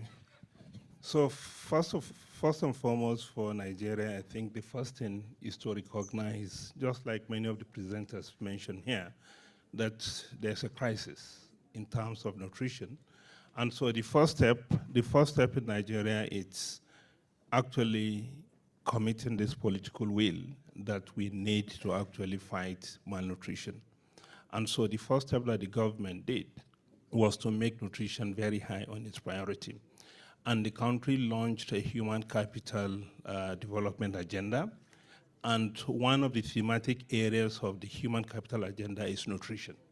And so bringing nutrition very high on political radar was the first step. And then the second thing is, yes, the country recognizes that we have tough fiscal challenges. So the country actually explored looking for funding from outside through IDAs and got this $232 million to fight malnutrition. And because the money is relatively small relative to the size of Nigeria, so they decided to apply that IDA in 11 states. And those 11 states represents about 40, they represent about 40, almost half of the number of children that have the 12.5 million children that we have that have stunting in Nigeria. So that money was applied, and the fund was used not just for service delivery, but it was also used to strengthen public financial management. And I think I like when Mira was making a presentation, she talked about getting more money for nutrition. But I think it's not just getting more money for nutrition, but whatever money that you have been able to get, you should be able to get more nutrition for that money that you got. So, and I think that was applied. And I think from the World Bank, we got some tools. There was this optimal tool that actually helps you to allocate your resources more efficiently. So that tool was applied to ensure that the funds that were received were actually applied optimally. So that's also an important step in ensuring that the funds that we got actually were used efficiently. Then, of course, another factor, another step that was taken was that in our budgeting process, it's actually been very difficult to track the money that was spent on nutrition. So for us to be able to allocate efficiently and track what has been spent, so we introduced this concept of tagging. And the tagging involves all budgets that have been meant for nutrition are given particular codes. And then, so at the end of the budget cycle, you'll be able to know exactly how much was budgeted for nutrition. And then again, when the expenditure have been finalized, you'll be able to know what exactly has been spent. So that tagging that has been done is actually helping the government to know exactly what is happening, what is being allocated to health and what is being spent on health. But also, more importantly, it's not just the country relying on IDA alone, trying to mobilize funding internally. So we have a lot of partners that we are working with that are supporting us. So trying to see how we mobilize resources internally. There is this sustainable financing framework that we work with some of our partners, UNICEF, R4D, World Bank, trying to sit down together to see how best we'll be able to actually harness local resources. So looking at whether philanthropies, looking at zakat, looking at what is locally appropriate to mobilize resources so that it's sustainable. And I think finally, before I round up, I think it's important to also understand that there's a continuity. This thing just did not start, you know, we have a new administration last year, but this preceded this new administration, because continuity is key, sustainability is key, so that it's not that one political government does this and then it's interrupted. But I think for us in Nigeria, that is also very important that we had this sustainability. Thank you very much. Thank you so much, Dr. Ahmed. I think that's a really great articulation of a national strategy that brings in some of the key elements, particularly on the financial management side, the domestic resource mobilization, as well as the potential efficiency gains working in a decentralized way. I'd now like to turn to Dr. Andalucia, if I may.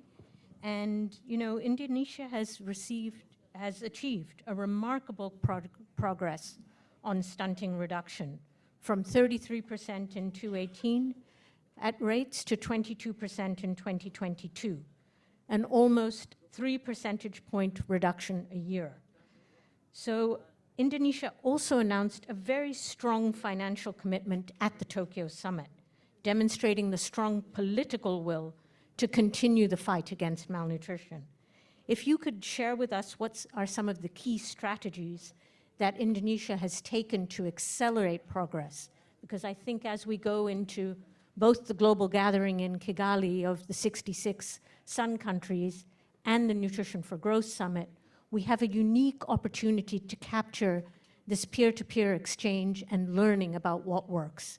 So I'd be delighted to hear your example from Indonesia, please. Okay, thank you. Indonesia's national stunting strategy and investment made for the implementation of the strategy represent a country's strong high-level commitment to nutrition across successive administration since 2017. Indonesia has built a platform that connects sector and levels of government that achieve impact at subnational level where the most needs are. There is also a recent emphasis on improving attention to access and quality of nutrition-specific services through strengthening community level health post and integrated primary care model that seamlessly connect to the primary health center and beyond. We also encourage to the community level to support this strategy. The system has been further enabled through innovation, such as the use of technology to debottleneck service delivery challenges. For example, for a child growth monitoring surveillance system that reaches over 15 million children annually. We deploy a massive anthropometry to all our community level, primary healthcare, and also in the community level to monitor the growth of the children, to monitor the stunting level in every district in Indonesia. As you know, we have very unique. A very unique country. We have many archipelago. It's very different to reach some area in Indonesia. So we use the technology. We use digital technology in our instrument to monitor the growth of the children.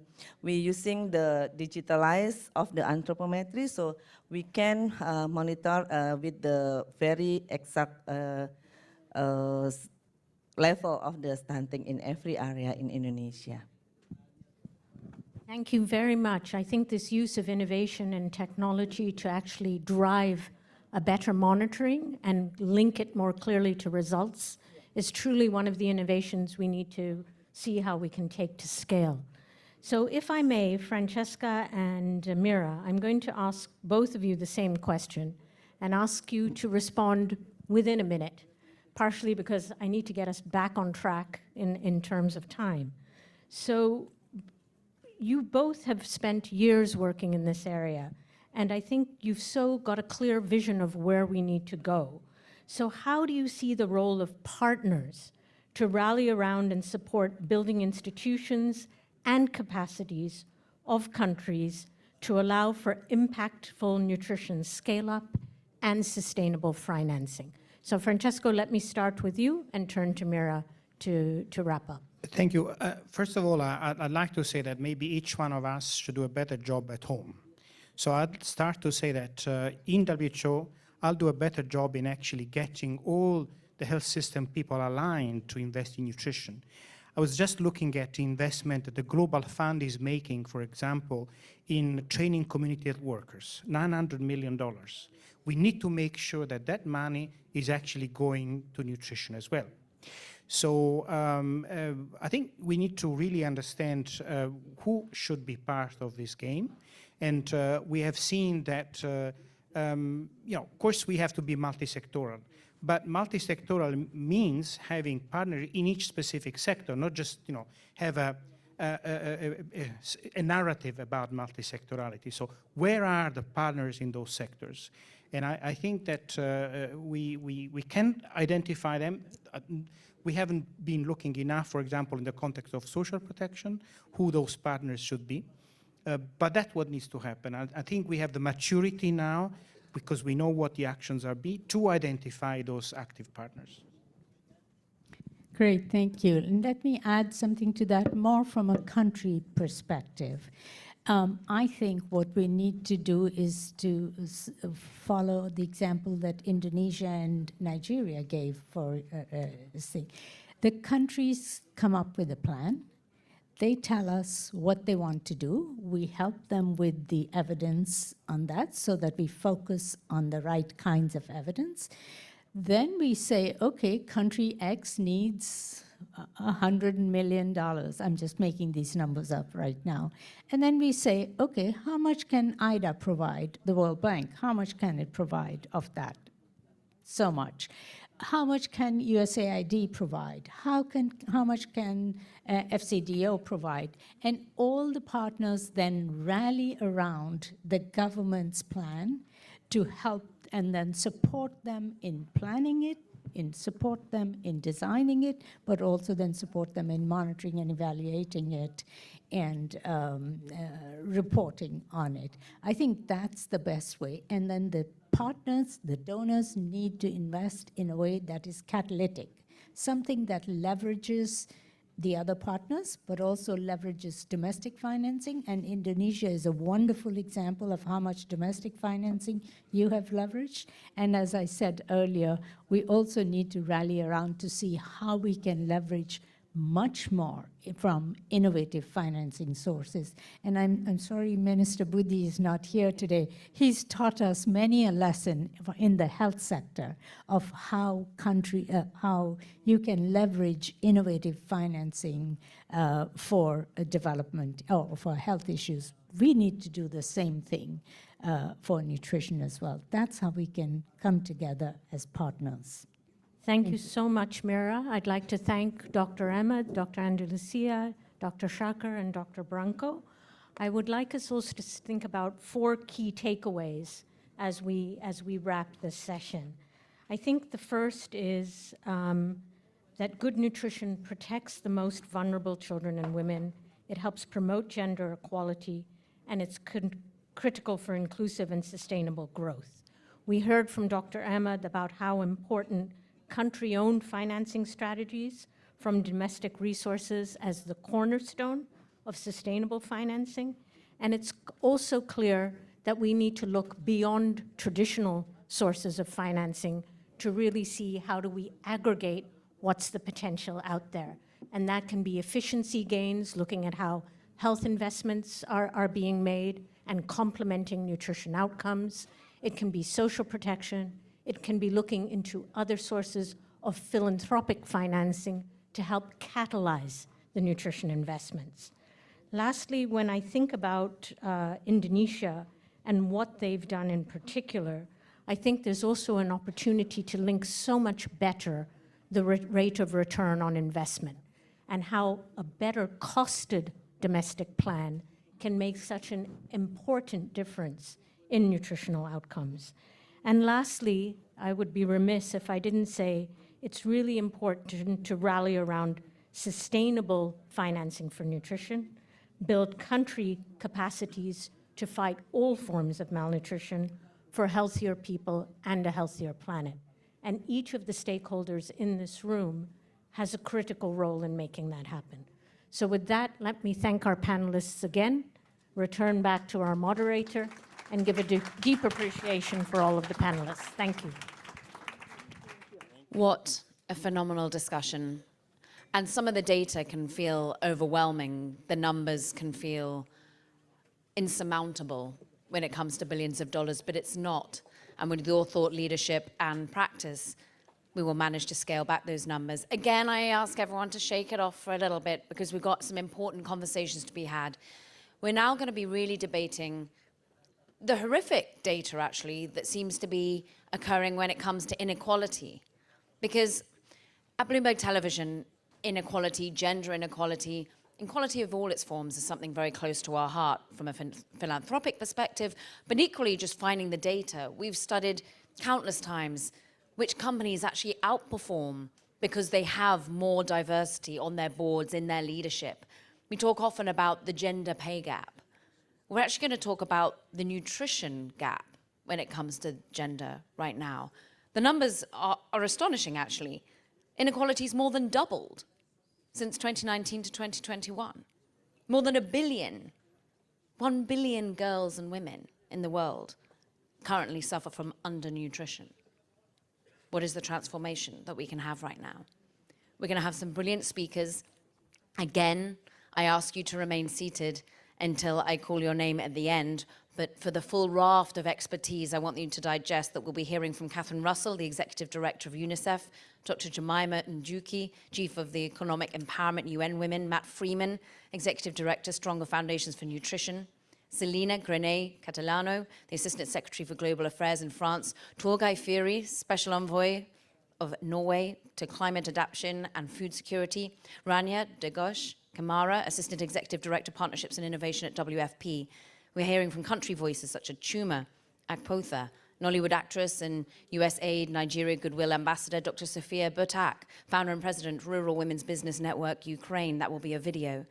We then have another panel, because they're so important, moderated by Dr. Lauren Rumble, Associate Director of Gender Equality at UNICEF, Uju Anwuka, Special Advisor on Nutrition to the Vice President of Nigeria, will be joining that, along with Eleanor Cariou, member of the French National Assembly and Vice President of the Commission of Foreign Affairs, and Anna Hakubian, Chief Impact Officer and Executive Director of Nutrition, the Children's Investment Fund Foundation. Afshan Khan will then be returning to be the session close, and Briou Pont as well will help us tie up this incredible event.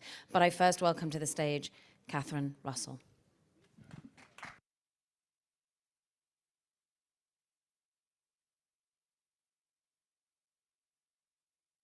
She's just coming from the green room. So give us one moment, and we just roll our shoulders again and consider some of the dates, the debates that we've been having as we look out towards the session 3, Together to Nourish Equality, rather than the growing inequality that we have seen. Our We will move on. Catherine's just getting herself ready. Dr. Jemima Njuki, Chief of the Economic Empowerment at UN Women. Thank you. Please do welcome to the podium.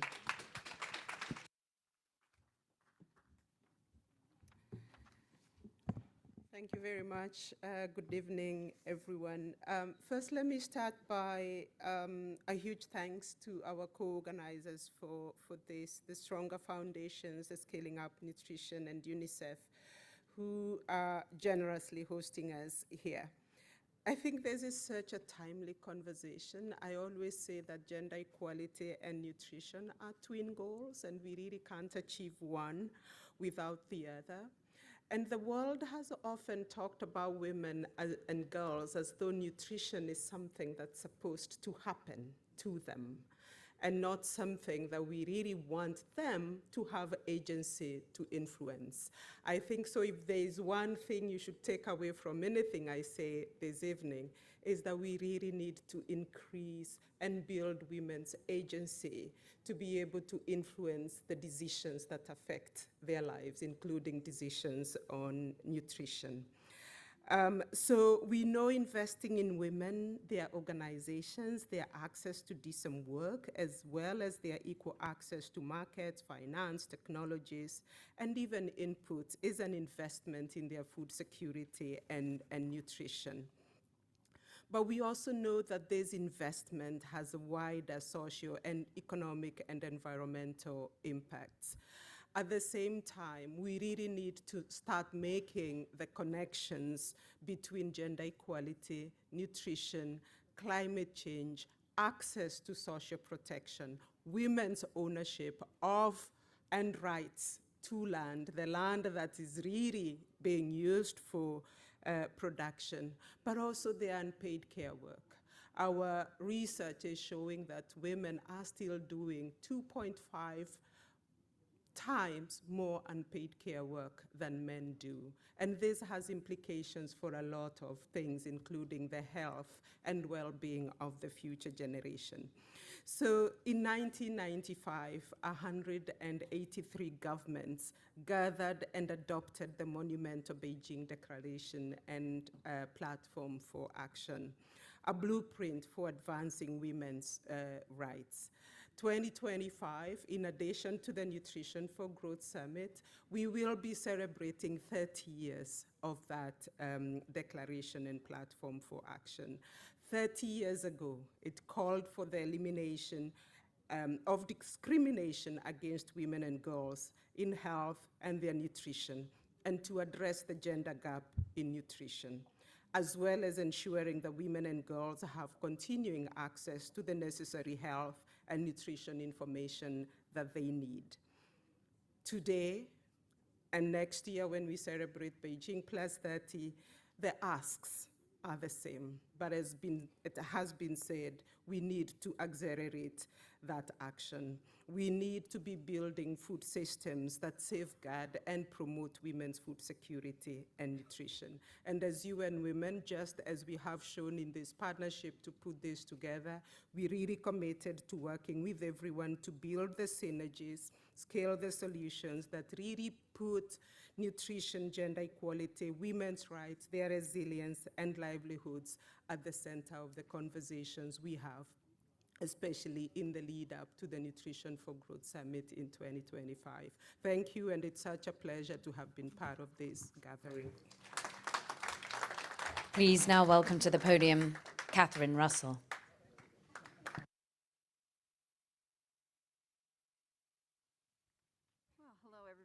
Welcome to UNICEF House. I'm sorry I wasn't here at the beginning, but it's been one of those, well, you all know, it's just one of those weeks where you run around like an idiot, so that's what I've been doing. But I'm very happy to have you here in UNICEF House and really welcome you to this important session on coming together to nourish equality. We're here both to celebrate the tremendous progress that has been made in global nutrition and really to take stock of what more must be done to create a world free from malnutrition. The truth is that we cannot achieve this goal, or any of the other global goals for that matter, without addressing the underlying drivers of gender equality and inequality. Adolescent girls and women are disproportionately affected by malnutrition. We all know that. UNICEF estimates that more than 1 billion adolescent girls and women worldwide are suffering from undernutrition and micronutrient deficiencies. In the hardest hit countries, our assessments indicate that the number of pregnant and breastfeeding mothers suffering from acute malnutrition has soared from 5.5 million to 6.9 million, or 25% since 2020. Maternal malnutrition has dire consequences for women and for their children.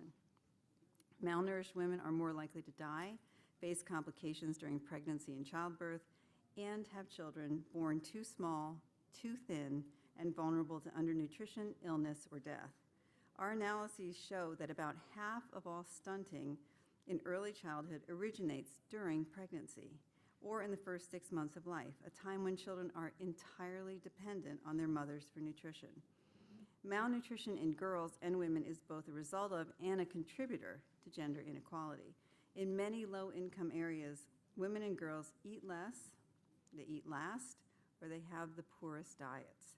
This is often because they have inequitable access to resources and decision-making in their families and communities.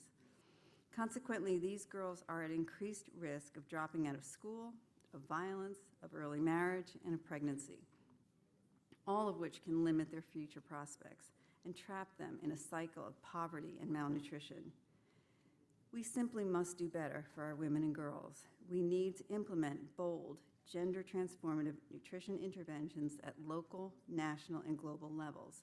This includes advocating for women and girls' right to nutritious foods and diets, promoting access to multiple micronutrient supplements for all pregnant women, and providing balanced food supplements for women and girls who are undernourished.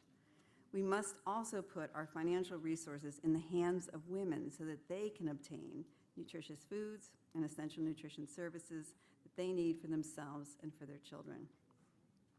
We must empower women and girls through quality education, economic opportunities, and by closing the gender gap in technology. And we must invest in systems and services that protect women and girls from gender-based malnutrition and violence.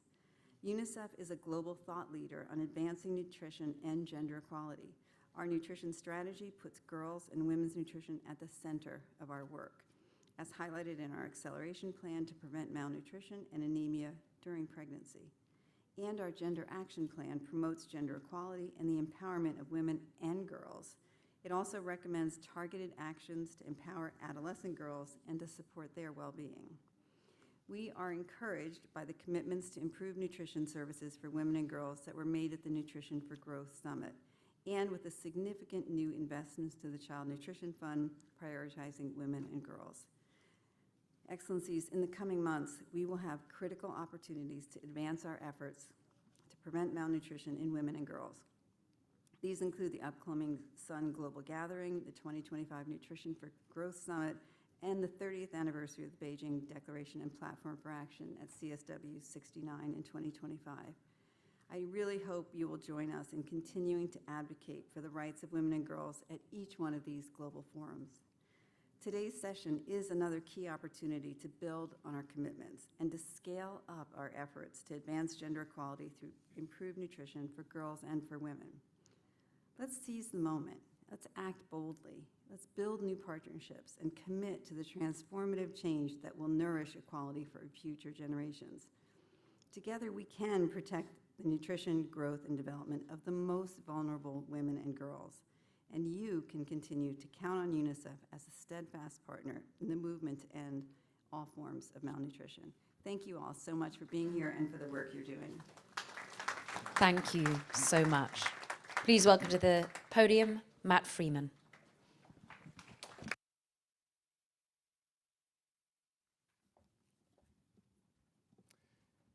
An equal world is a nourished world.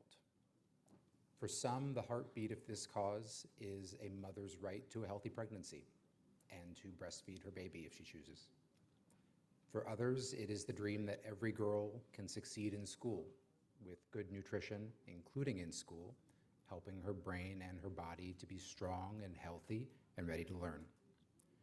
Still others think about women's role in the fields and factories and all the spaces where she works just as hard for less pay.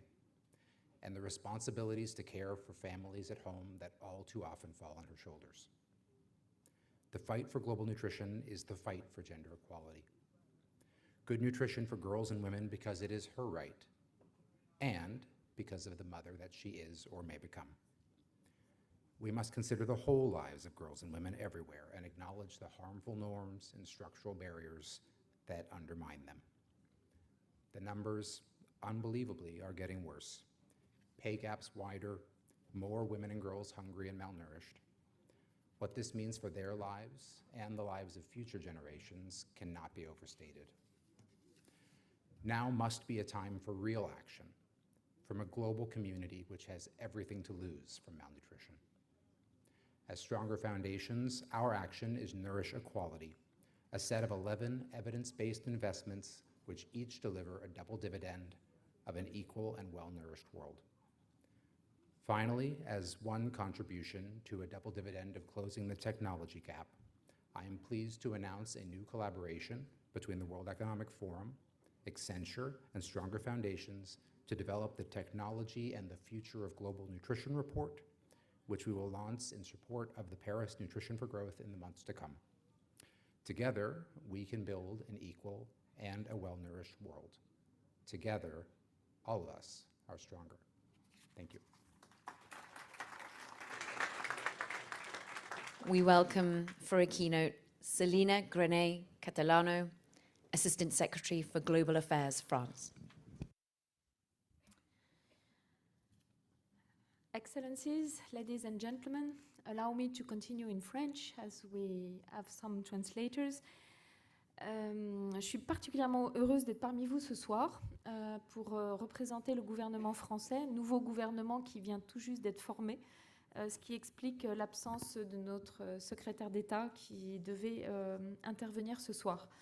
Je suis très heureuse d'être parmi vous ce soir pour cet événement majeur sur la nutrition qui n'aurait pu voir le jour sans la formidable énergie qui a été déployée par Stronger Foundations, USAID, UNICEF, le mouvement Sun et l'ensemble des partenaires présents aujourd'hui, que je remercie vivement. Nous l'avons dit, nous l'avons redit, la malnutrition, c'est un fléau qui touche tous les pays du monde et qui a des conséquences sanitaires et socio-économiques majeures. Mais cette injustice en cache une autre, puisque les femmes et les filles sont les plus touchées par la malnutrition. Dans le monde, plus d'1 milliard d'adolescentes et de femmes souffrent de dénutrition, de carences en micronutriments ou d'anémie. Chaque année, la malnutrition tue plus de femmes que le tabac, l'alcool ou la pollution de l'air.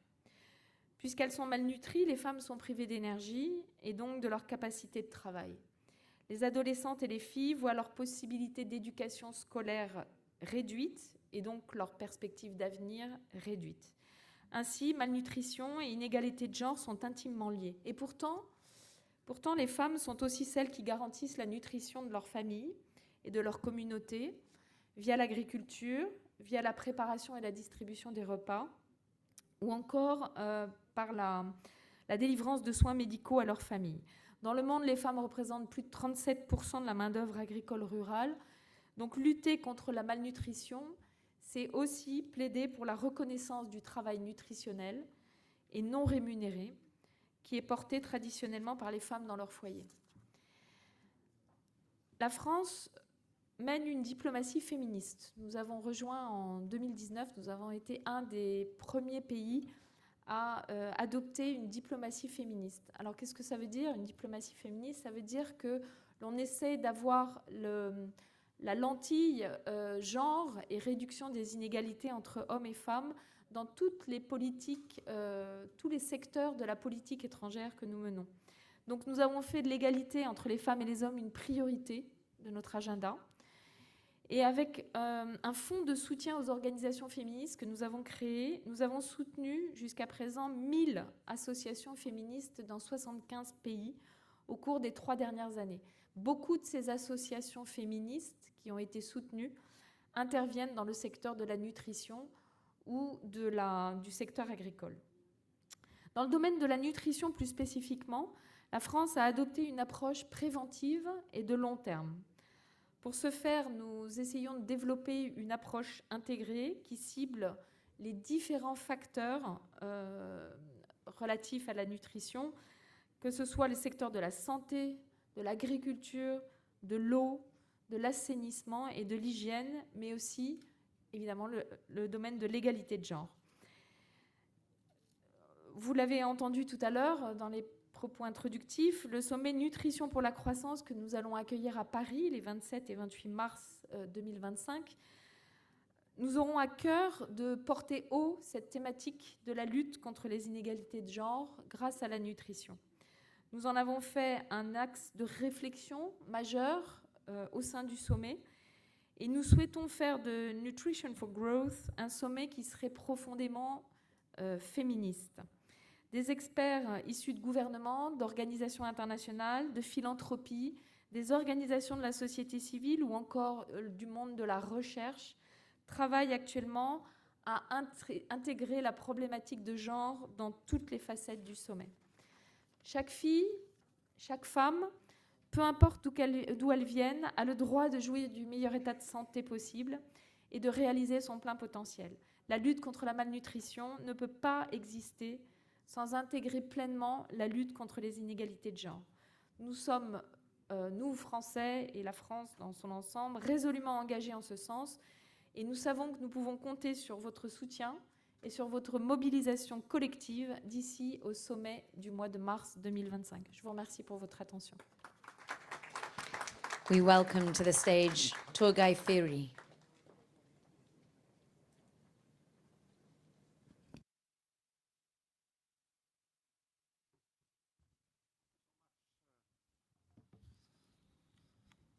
Distinguished guests, Excellencies, it's a pleasure to be here. I hope you're not too exhausted. For Norway, food security is the main priority when it comes to development assistance. Nutrition is food security. Well, when it comes to the macro figures right now, they're not very positive. We see that things are not going the right direction. Apart from what Mira was mentioning, that was the stunting side of it, and that's good. So let us bring all the positive things further. I will talk a little bit about how food and nutrition is integrated. And that what we see now is that food security used to be something that we were discussing within the framework of food security, with agriculture experts, with people being in the field for a long time. Now it's getting more and more complicated, it's getting more and more integrated.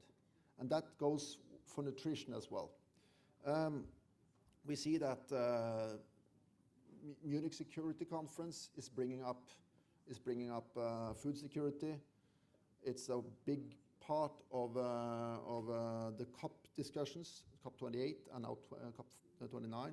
It's a part of G20, so it's everywhere. And that's because food security is complicated. And if you see, when we're if we should solve nutrition problems, we can't do that by strictly focusing on nutrition. We need to know the basics and we need to have the figures, but we have to be involving a lot of things. We have to be aware of the humanitarian situation, conflicts. What we see in Sudan now is driving the conflicts, driving malnutrition and undernutrition. It's not very. Yeah, I think Ronja will probably say more about it. Climate. It's interfering the soils. Soils are depleted in Africa. They're not taking fertilizer anymore in some regions. That's very bad. We are lacking value chains, markets. Africa is importing food for $110 billion each year. That is much higher than last year. But we have some good results to show, and we're talking about nutrition. School feeding is something. that works. It creates market. It brings nutrition to kids, and it's also about gender equality. And if you're doing things right, we can use better seeds. We can bring carbon to the soils, so but the integration of school feeding or integration at all, it must rely on concrete partnerships. It's not only about talking about it here, as you mentioned, but we need to bring in public sector. We need to bring in private sector and farmers, consumers. If you're able to do that, I think we will succeed. Thank you so much. We welcome to the podium Rania Digosh Kamara.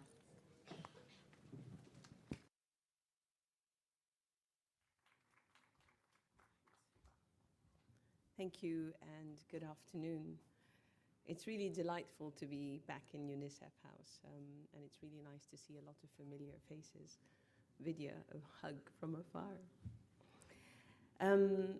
You know, when the ED was up here, she said, women eat less, last, and have the poorer diet. So I'm going to take you with me to our household in Khartoum, where my grandmother usually sat, where I was growing up. So she sat on the veranda always next to the kitchen. She made the food for everyone, but she wouldn't eat until all the food trays would come back to the veranda. The men eat first, then the leftover trays come where she and my aunt would sit and eat, and then the trays would go to the kitchen. So she certainly ate less, she certainly ate last, and she certainly had less nutrition because the men would have wiped off the meat by then for sure, and anything else. So she probably had leftover bread, rice, and if she's lucky, some veggies. There's no reason for my grandmother and my aunt not to have made food for them, but that wasn't the culture. Now my mother, who's the youngest in the household, is a different story. My mother watched this as we watched it and would sit with my father and all our guests in our part of the house and eat at the table. And that's what I watched also, and I ended up doing. The difference between my mother, my grandmother, and my aunt isn't just that my mother had a job, but that she was better educated. So my mother is an incredible woman, and she's educated, she works hard, and she certainly had more direct income coming into her that had her stand on her feet. And that changed habits, and that changed our futures. And that ultimately is why my sister and I stand and work and do what we do. And I want to say something here. My grandmother was a feminist. She left everything she had to her 2 daughters. But that isn't it. It's education, it's income, it's exposure to also others. And that ultimately influenced her diet, her nutrition, and the future of her daughter. All 3, my mother, my aunt, and my grandmother, had anemia. Someone mentioned this earlier. Because Mama changed this older, right? She grew up the same way as the others did. And so there's only 2 points I'd like to make today, a what and a how. On the what, I've just described it in many ways, but we do know that 70% of humanity's hungry are women. And we do know that though they prepare the food and they are responsible for household nutrition and caregiving, they are still hungry. And we do know that this has generational impact. in 12 of the hardest hit countries, we see 7 million women hungry. It's an increase of 25%, and the effects of that are intergenerational, as I just said. It perpetrates cycles of stunted development, poor health, and poverty. And breaking that requires, why we're here, a collaboration for equality. The second point is, if you address SDG 5, you address SDG 2. Actually, I don't think we need to do anything for SDG 2 if we address SDG 5. And my story tells that exactly. So gender equality is the key to sustainable nutrition solutions as we see it. Women are powerful agents of change, and she just stood here to give me a marker. So I will say that if we give women and girls the tools and the resources and the opportunities to lead, it will change futures. In WFP, our commitment to not just the equality narrative is strong, but it's also our commitment to the financial inclusion component of this, which changes generations. And we've committed that by 2030, we will have 10 million women who are financially included, whether through cash or food, but they are and should be the masters of the decision-making and their futures. A lot of what else I wanted to say has been said, but just to reinforce, between UNICEF and WFP, it's a tight ship, and I think it's where the magic happens. And you can continue to rely on WFP's partnership as we take this forward. And I will stop there and allow you to come back. Thank you. To Agents of Change, thank you. We welcome to the podium Chuma Agpotha.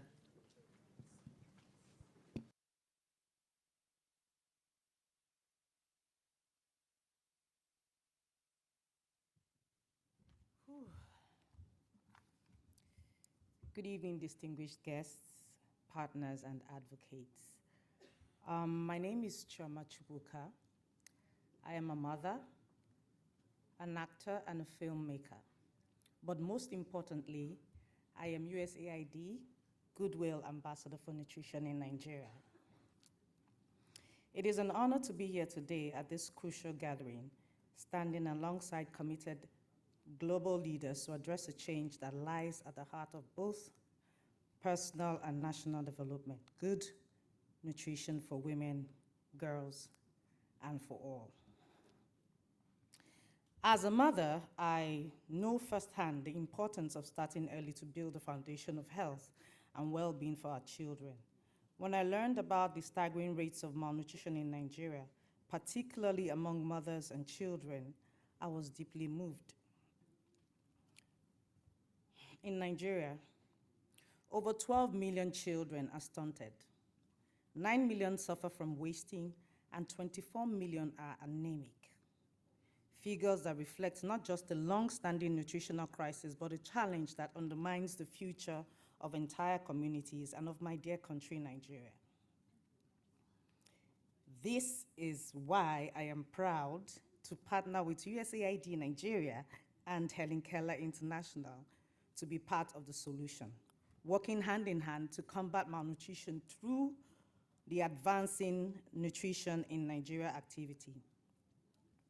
We are not just addressing the challenge of undernutrition, but tackling the issues that drive it: gender inequality, poverty, climate change, and disparities in access to critical resources and social services.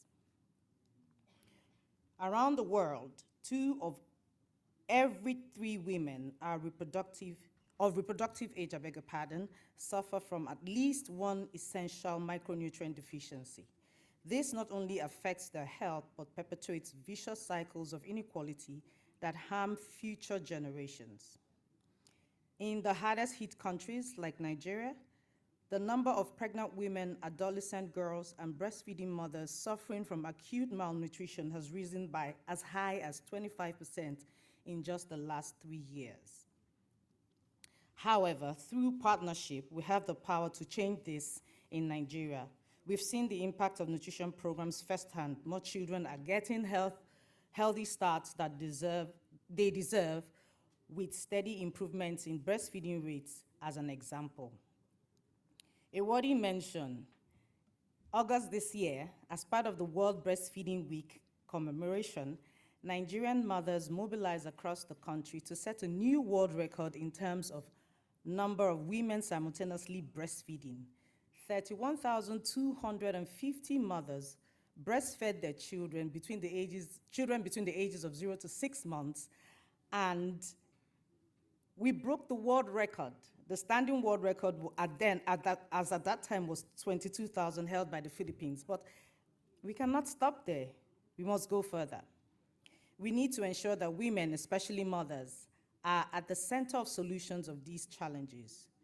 Through climate-resilient farming, averting food insecurity by increasing local food production and support for smallholder farmers, we can build sustainable food systems and nourish our communities. The private sector must also play a role, whether it's through fortifying local foods, manufacturing essential vitamins and supplements, responsible marketing of food and beverages, or innovating distribution logistics to ensure that no woman or child is left behind. Together, we must leverage the voices of influencers, artists, and local leaders to spread this message far and wide. Our communities trust these voices, and we can amplify our impact by partnering with the creative sector to create new norms and narratives that shape healthy diets, nutrition, and health. As the USAID Goodwill Ambassador for Nutrition in Nigeria, I have seen both the incredible successes and the heartbreaking challenges. In Lagos and other parts of the country, I've met with mothers struggling to afford the care their children so desperately need. I was at a hospital in Lagos a few months back, and I saw women struggle to pay for their kids' bills. I had to support one of them, not because I had the money to do that, but because I know what it feels not to be able to provide for your child or to take care of your child as a mother. I have also witnessed increased awarenesses and action, young mothers empowered to make healthier choices for their families, communities, taking ownership of their health, and children thriving because of improved nutrition. Our journey is far from over. We need to build stronger partnerships across sectors at every level of governance and in every community. Addressing malnutrition and improving access to nutrition finance and resources requires us all, governments, donors, private sectors, and communities, to act now. As we look ahead to the Paris 2025 Nutrition for Growth Summit, I am hopeful that together we can continue to build the momentum, deepen our commitments, and work towards a more gender equal, better nourished future, better nourished world, a world where every woman, every girl, and every child has the opportunity to live and thrive. Thank you. We now welcome a video from Dr. Sofia Batak, founder and president, Rural Women's Business Network, Ukraine. Dear UN Assembly participants, I would like to share with you our work which we are doing in Ukraine. As you know, Ukraine is under the war, and we have a lot of events happening every day. We have the missile attacks, we have a lot of mining in the fields, and the rural area are the one who are very suffering from all the military activities. And rural women are on the front line. We are talking about women in rural areas who become very powerful in all the roles they execute. We are talking about women who are living in the front line, fighting for their business, fighting to still have the production. We are talking about the women in rural areas who are hosting IDPs. We are talking about women who are volunteering all the time, executing their roles as the volunteers and as supporters. they still are caregivers for all their families. We have 60,000 of women who are serving in army, and this is new for us. We start our activities back in 2016 as Rural Women Business Network wanted to do the networking within different sectors in agriculture production and then leadership for rural women to become more knowledgeable, to become more connected to each other, to have the value added from the produce they are doing. But in 2022, a lot changed. We started to do a little bit for the humanitarian assistance, but in the middle of the summer 2022, we already understood that the dignity of our women is to produce. The dignity of Ukrainians is food to be produced by ourselves. So we supported them with the grant programs.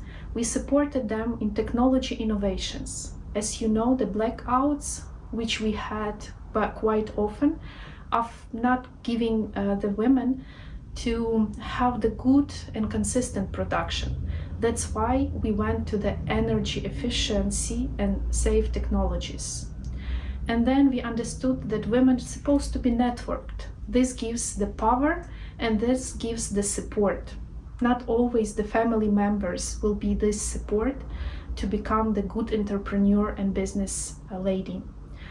But the community we formed recently, now it's thousands of rural women across Ukraine, which can give this support and care, which can cooperate in implementing the business ideas. And we are very proud about their diversification, about their wanting to know more and learning a lot. And even now, we are making the list of products by small craft producers, rural women and cooperatives to be exported to European Union, to North America, and we are very proud. This is very quality, standardized, certified production. We are very happy to have the support of our best partners who, even in the state of war and crisis, supported entrepreneurship for rural women. This is UN Women Ukraine, this is UN Fund for Peace and Security, and then we have the good partnership with Oxfam and Canadian government. Thank you very much for all donors around that believing that entrepreneurship and production of food and nutritious food is our dignity and our opportunity to be independent and to be self-sufficient.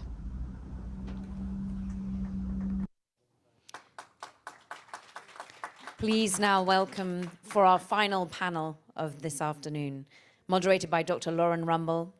We have Uju Anwuka, Eleanor Carrillo, and Anna Hakubian.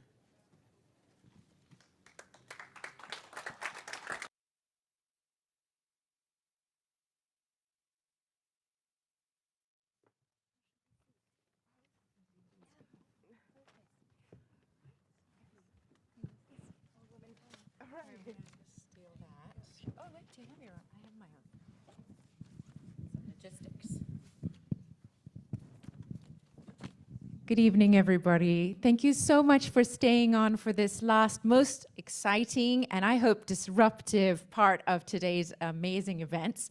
My name is Lauren Rumble. I have one of the best jobs in UNICEF, which is the head of gender equality, working with our 190 country offices doing inspiring, cost-effective gender equality work, especially in nutrition. And I'm joined by an incredible panel, which I'll introduce in a second. The panel tonight is talking about what it takes to get gender-intentional approaches across nutrition programs to effect large-scale outcomes for women and girls. I don't have to tell you that the situation for women and girls is dire when we start drilling down into their nutrition status, and we've heard that from the incredible speakers in the run-up to this panel. Thank you so much for those powerful words from Nigeria. Just to share a couple of data points for those who've joined late and last, but you're not too late and last because the good stuff really starts now. we're looking at a third of girls and women affected by anemia the world over. That has lifelong consequences and is yet so cheap and easy to prevent and stop. In some regions, it's as high as half of girls, like South Asia, affected by anemia. When we look at the compounding problems that affect a girl and women's life today, we're talking about 1 in 4 girls affected by intimate partner violence, 1 in 5 by child marriage. Although rates have declined over the past decade, far too slowly for us to ever think about reaching the Sustainable Development Goals. Pockets of promise in countries like India and Ethiopia are shining bright lights, but we must urge together much more collective action to really make a dent. And ultimately, these numbers are shrouded in the pervasive, restrictive gender norms that girls and women live with every day. Our panelists are going to talk about it a little bit more. But things like girls doing 2 to 3 times more housework than boys, impacts on their access to information, schooling, learning, employment.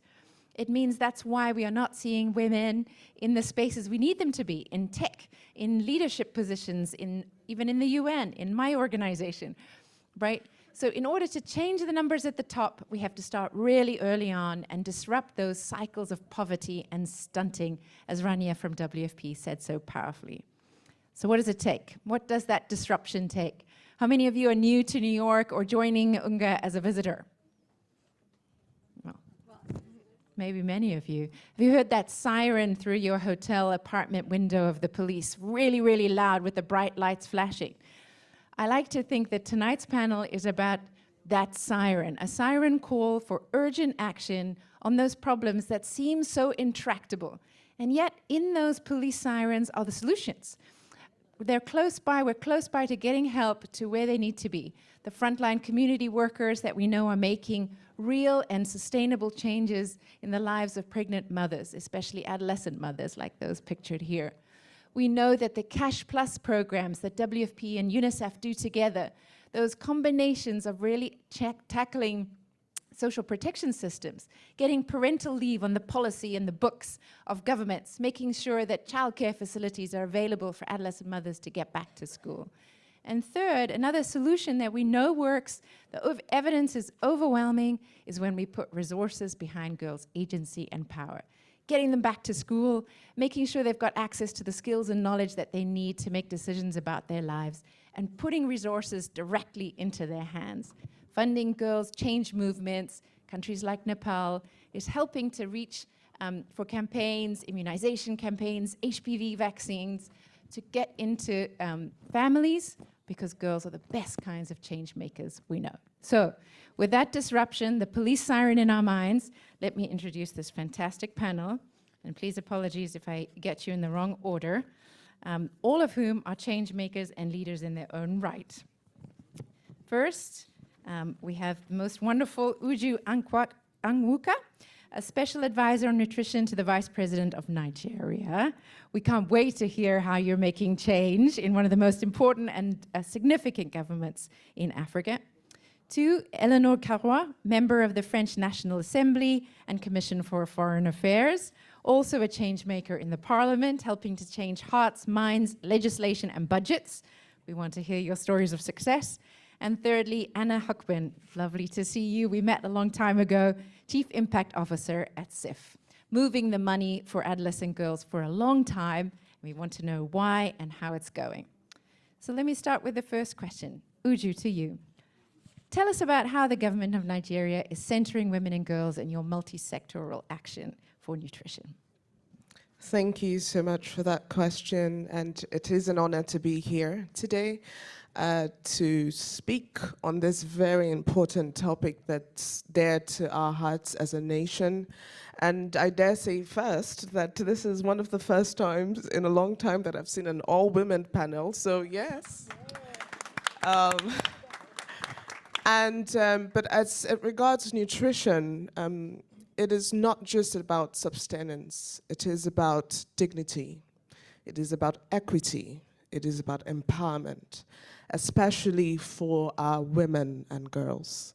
And for Nigeria, the federal government is prioritizing nutrition in our agenda. You may have heard it from my colleague earlier, Dr. Abdul Wahab. And one of the things that the government has done recently is to really pass a resolution on increased budget for nutrition, and which is great for us. So that domestic financing. And also through a program called the 774 Nutrition to see how we can get multi-sectoral coordination down to the grassroots, to the last mile, which is very important. But as it regards the women and children, the country is also taking that very seriously. Recently, we had about 6 million doses of multiple micronutrient supplements through the Ministry of Health, and this was distributed to women, covering about 30% of pregnant women as well. And so this is very important for us. Also looking at the multi-sectoral approach for nutrition, it's across health, agric, social protection, water sanitation and hygiene, education, which is key. We've had a small-scale study which we're looking to scale up now through the 774 Nutrition Program, where folic acid in about 3 districts, what we call local government areas, to see how we can encourage uptake of folic acid at the secondary school levels for the adolescent kids. And the numbers are not very good. The maternal mortality rates are quite high. However, we've chosen as a nation not to focus or uphold those negative statistics, but really how can we bring about the change? And this is where the political will comes in. What we've done, like I said, with the 774 as well, is to incentivize, to see how we can incentivize the subnationals to really implement, so not just the budget increase, but ensure implementation of nutrition, both sensitive and specific interventions at the grassroots levels, and again, focusing on women, because with women, I believe it's the World Bank statistics that says that with women, they would invest or reinvest 90% of their earnings back into the household or into the community. And that gives us an idea as to how much power and potential when we give women a decision-making sort of platform, or to sit on decision-making tables both at the household and at the government level, which is what the government is starting to do. We can start to see a drive, a change, a move in the needle because of the crucial role that women and girls play in nutrition. Thank you so much. A round of applause for that really powerful statement. Thank you for sharing, Uju. I mean, just incredible for those of us who've worked on the ground to try and do multi-sectoral programming at national level and decentralized levels with finances attached, really prioritizing those solutions at scale. Not easy, incredible role modeling. Thank you so much for your work. Eleanor, tell us about your work in Parliament, your success strategies for advocacy, and what you're feeling proud of right now in that regard. Well, thank you, and thank you so much for inviting me. Some of you may wonder, what is an MP doing on stage, right? I mean, we don't usually talk much at these kinds of events. We're somewhere in dark room trying to vote a budget in difficult times right now in France. But the truth is, I think these issues need legislation and they need regulation and they need to be addressed properly as a feminist issue, right? Because nutrition needs to be addressed through that prism. In France, at the National Assembly, we're doing something which is really interesting and I think perhaps inspiring to other countries. We have a delegation on women's rights, and every single legislation that is presented or passed is analyzed through a gender prisma, because it is extremely important to ensure that we're making the right funds and the right attention into equality and gender issues. And so this is a work that we're doing at the National Assembly that I'm particularly proud of and that I think it's inspiring, because some issues might not seem to be gender related, and in fact they are. I mean, you've spent part of your afternoon understanding why this particular issue is, right? The other point I wanted to make is that we need to work together as MPs to ensure that we're enacting the proper legislation. I come from a country where nutrition is perhaps not perceived as being an issue as in other countries, because people tend to eat when they want to eat. But nutrition is not only about having enough food, it's about eating the right food, having the proper food.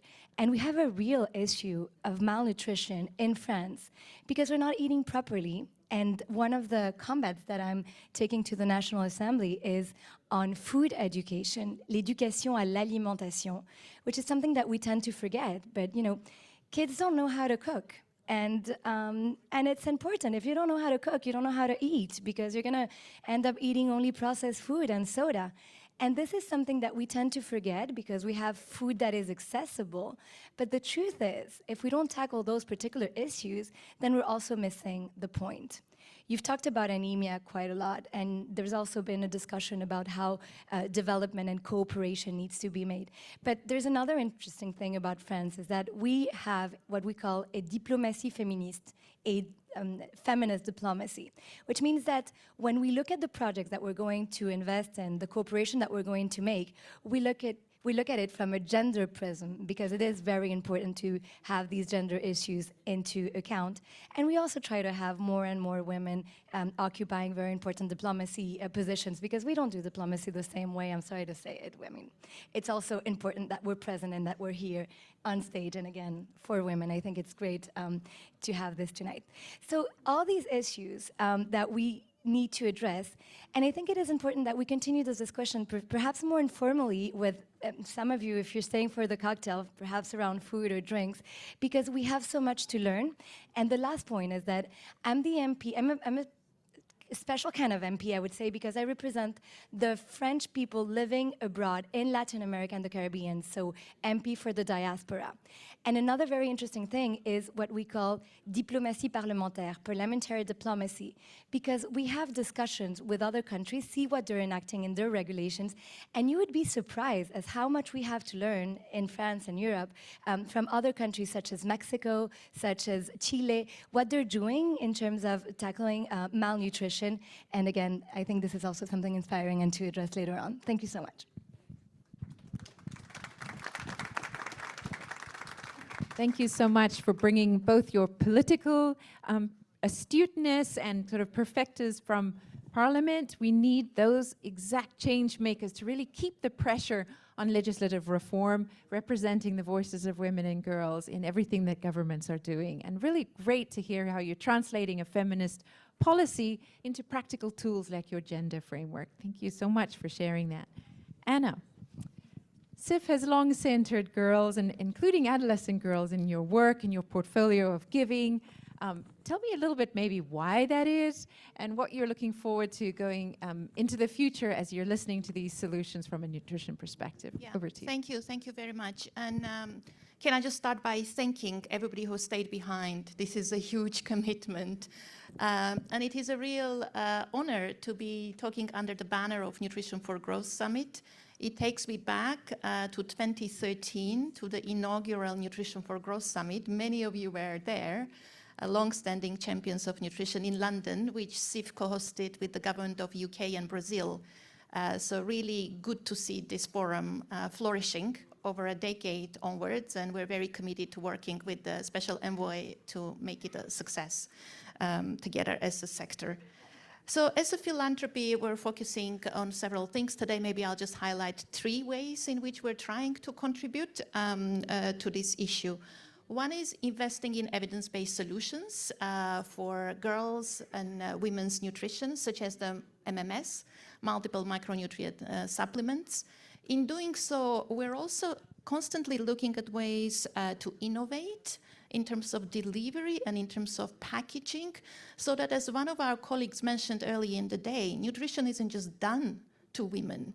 Women are driving and have the agency. We really need to be asking women what sort of packaging dosage works for them, because that's actually proven to be driving adherence.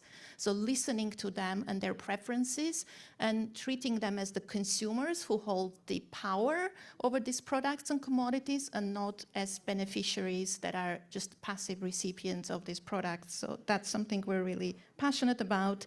We're looking to integrate nutrition services with other health services, such as family planning, such as vaccinations. And we believe that way we're going to save some precious time of women and girls so they can actually also pursue their economic empowerment. We're really sort of quite pleased to be partnering with a number of organizations around that agenda, and we want to advance integration as a whole much more. And then the third area that I will highlight is really helping facilitate catalytic financing mechanisms for nutrition, including nutrition for girls and women. Edie Russell mentioned the Child Nutrition Fund as one example of such a mechanism, and CIF is very pleased to have been able to support it. We have committed over 100 million to that fund. And today I'm also very pleased to say we're reinvesting another 20 million into the fund, and hopefully this is another sort of a small contribution to the run-up for the forum. So those are some of the ways. We're also very keen in saying domestic revenues and the resources for nutrition coming through the governments, because we realize that philanthropy, in as much as we're very committed and we're in this for the long run, it's still a drop in the ocean. So we really need the governments to come up with financing and solutions, and mechanisms like this have been really catalyzing domestic resources. And for several countries who are part of the CNF, for the first time they've been allocating some pretty significant resources. We're very encouraged, and we want to continue seeing more of that going forward. Wow, Anna, thank you. Big round of applause. That was an amazing update. You know, I wasn't expecting this to be the thread of our conversation, but it really is. It's across our speakers in the public and in the philanthropic sectors, those change makers and leaders. You all are mobilizing money for targeted investments in women and girls nutrition in different ways, championing the asks from the ground. Thank you for the amazing work that you do, the contributions that you make. Really inspiring. That's how we sustain change. I wonder, timekeepers, can we just have one closing remark from each of you? This is spontaneous. I didn't prepare you for this. If you had to leave this room as the closing panel with one sentence about a sort of a lasting thought from each of you, what would you like it to be? Any of you could start. All right, sure. I think I sort of said this earlier, but investment in women and girls is not a strategic, it's not an obligation, it's not a social obligation. It is strategic. If we're going to see optimal utilization of funds to ensure optimal nutrition, we must get the women and girls involved, and we're open for it, partnership with private sector and of course development partners. Thank you. You want to take us next? Sure, I'll continue on that thought. I think this needs to be addressed at a very early age, even before kids are born and throughout their childhood. I mean, this has been said at length during today's panel, but I think early nutrition is key, and you know, pregnancy, all of these issues that we face as women need to be addressed, and they need to be put into the political agenda. Because if they're not put into the political agenda, then there's no money for it. And if there's no money for it, it's not going to happen. So we need to talk about this. And I'm really proud that we're hosting the next N4G conference in France. And I really, truly hope that this can be generalized. You know, that we're not, I mean, we're amongst people that know about these topics. But for the general public, nutrition is not a feminist topic. And it should be. It should be, because we have specific needs, and those needs need to be addressed, and they need to be paid for. Thank you. Last word to you. Yeah, thank you so much. Maybe just a couple of very quick final thoughts. One is that we do have solutions, so we really should be walking out of here with enthusiasm. I mean, one neat way of summarizing, you know, from the Stronger Foundations for Nutrition, which is a philanthropic network that CIF is also part of, this is one example of that. The other quick thought is collaborate and accelerate. I think in the past we've had examples where going together and in partnership has slowed us down as a sector, but recently I've been very encouraged by seeing how we're partnering and we're moving at pace. So I really want that to sort of be a driving force, that we can go together, but we can also get going fast and really not sacrifice the pace, because we really cannot afford to do that. Thank you so much. Let's go fast with the sirens. A round of applause to my fantastic panel. Thank you so much. We do leave with enthusiasm.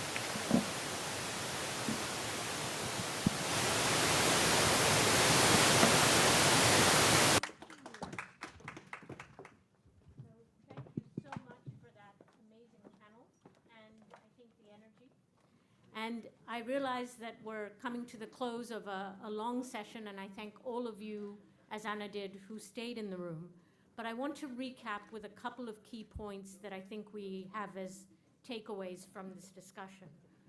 First is that gender inequality and discrimination against women and girls is a serious obstacle to improving the nutrition of all people everywhere. And this has been clearly demonstrated by several of our key speakers, because they've spoken about how women and girls bear the household responsibilities in most cultures. They have inferior access to education, health and social protection services, income, financial services, productive resources, and decision-making power that often prevents them from affording healthy diets. These are all solutions that we can work on together.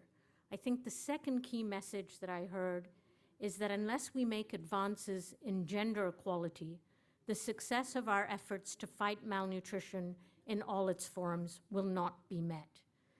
We heard from our panelists and speakers today on the need to address a number of women and girls' strategic needs. These include agency, access to and control of resources, as well as opportunity structures such as relations, norms, and policies. And these are in addition to their practical needs for healthy diets and nutrition. So when I look at the what next, I think there's 4 key actions that we need to work on together, and the road to the Nutrition for Growth Summit provides a unique opportunity to highlight some of these. Firstly, increase investment in high-impact, cost-effective nutrition interventions, including antenatal care, supporting women's choice to breastfeed, accelerating multi-sectoral action on anemia for women and girls, and making childcare more accessible. Second, increasing investment in addressing the disparities in household responsibilities, including unpaid and paid care work, and finding ways to ease the burdens of time and energy poverty for mothers and girls. Thirdly, I would say we have to improve nutrition amongst adolescents, particularly adolescent girls. To achieve progress on this is essential to leverage the interrelationship between education and nutrition. And lastly, to continue to foster women's economic empowerment and agency.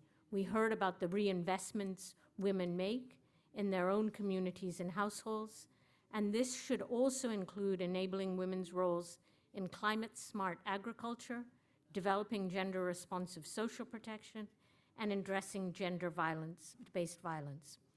So when I look at the Nutrition for Growth Summit, it is a unique opportunity, a time when nutrition and gender can reappear in the international community's attention span, and the Sun Movement Global Gathering in November will also help as a powerful stepping stone to encourage this.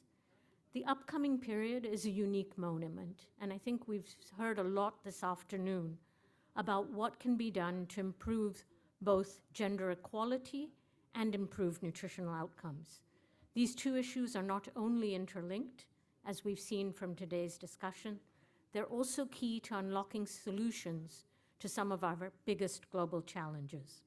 So gender equality is essential for nutrition solutions, and therefore it should be a no-brainer for us in the community to refocus on these issues, and we'll be doing far more than just addressing gender equality and better nutrition, but influencing a series of goals. So I am really committed to taking this issue forward. I'd like to hand over now to Brieux to give the closing remarks and recognize that we have a huge momentum and possibility, working with stronger foundations, UN Women, UNICEF, and all of the stakeholders here to really make a difference for women and girls. Thank you.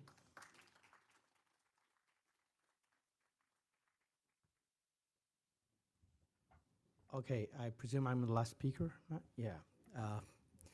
Thank you to all of you for staying with us tonight. Thank you, Stronger Foundations and the folks from UNICEF, but a particular special thank you to Matt Freeman for organizing this meeting, and in a way my appreciation, but also my compassion for accepting to deal with an administration, a government which was in the middle of a reshuffle, so kind of back and forth stuff. That thank you for keeping your nerves. And anyway, so this is it. Thank you, Afshan, for your remarks and for your important support to us, France, as we are sort of captaining our way towards the summit as a sort of mountaineers rope party. People sometimes tend to forget that, surprisingly, below the summit, there tends to be a mountain. And some of our bosses think that, you know, there's the summit and they land on a helicopter on it. But tell you what, there's a number of people who've been working hard, you know, bringing everybody as, again, mountaineers rope parties, you know, towards peak, in this case, a peak named N4G. I'm working with a team which is very dedicated, and I'll tell you what, on that way to the summit, you need to identify places, you know, stepping stones, refuges, and shelters, I mean, and identify a way, and that's what we are doing, and milestones. And there's a stepstone that is coming, because, I mean, we have another event soon, and I'll ask you to show up in Washington, D.C., October 24th. We're going to storm a bank. We're going to storm the World Bank. And but we're going to do this in the most, you know, gracious and nice manner. We're bringing together the development banks in an event called Banks for Nutrition. And the idea is really to gather, you know, I think Tokyo was a great success, but perhaps a few stones have been left unturned, and perhaps we can engage a little bit more with the development banks. So see you there. Thank you. And you can now go back to a normal activity. Beautifully put. Thank you, everyone. You have scaled this mountain of an event. We have heard from some fabulous speakers. We have consumed some really heart-aching data, but go out, share some bread, some drinks with each other, and remain so thankful. But remember that you are working to really impact people's lives. We appreciate it so much. Thank you to all the speakers today. Thank you to UNICEF for hosting us, and Together for Nutrition. Let's do this in October and then in February too. Thank you. Good evening.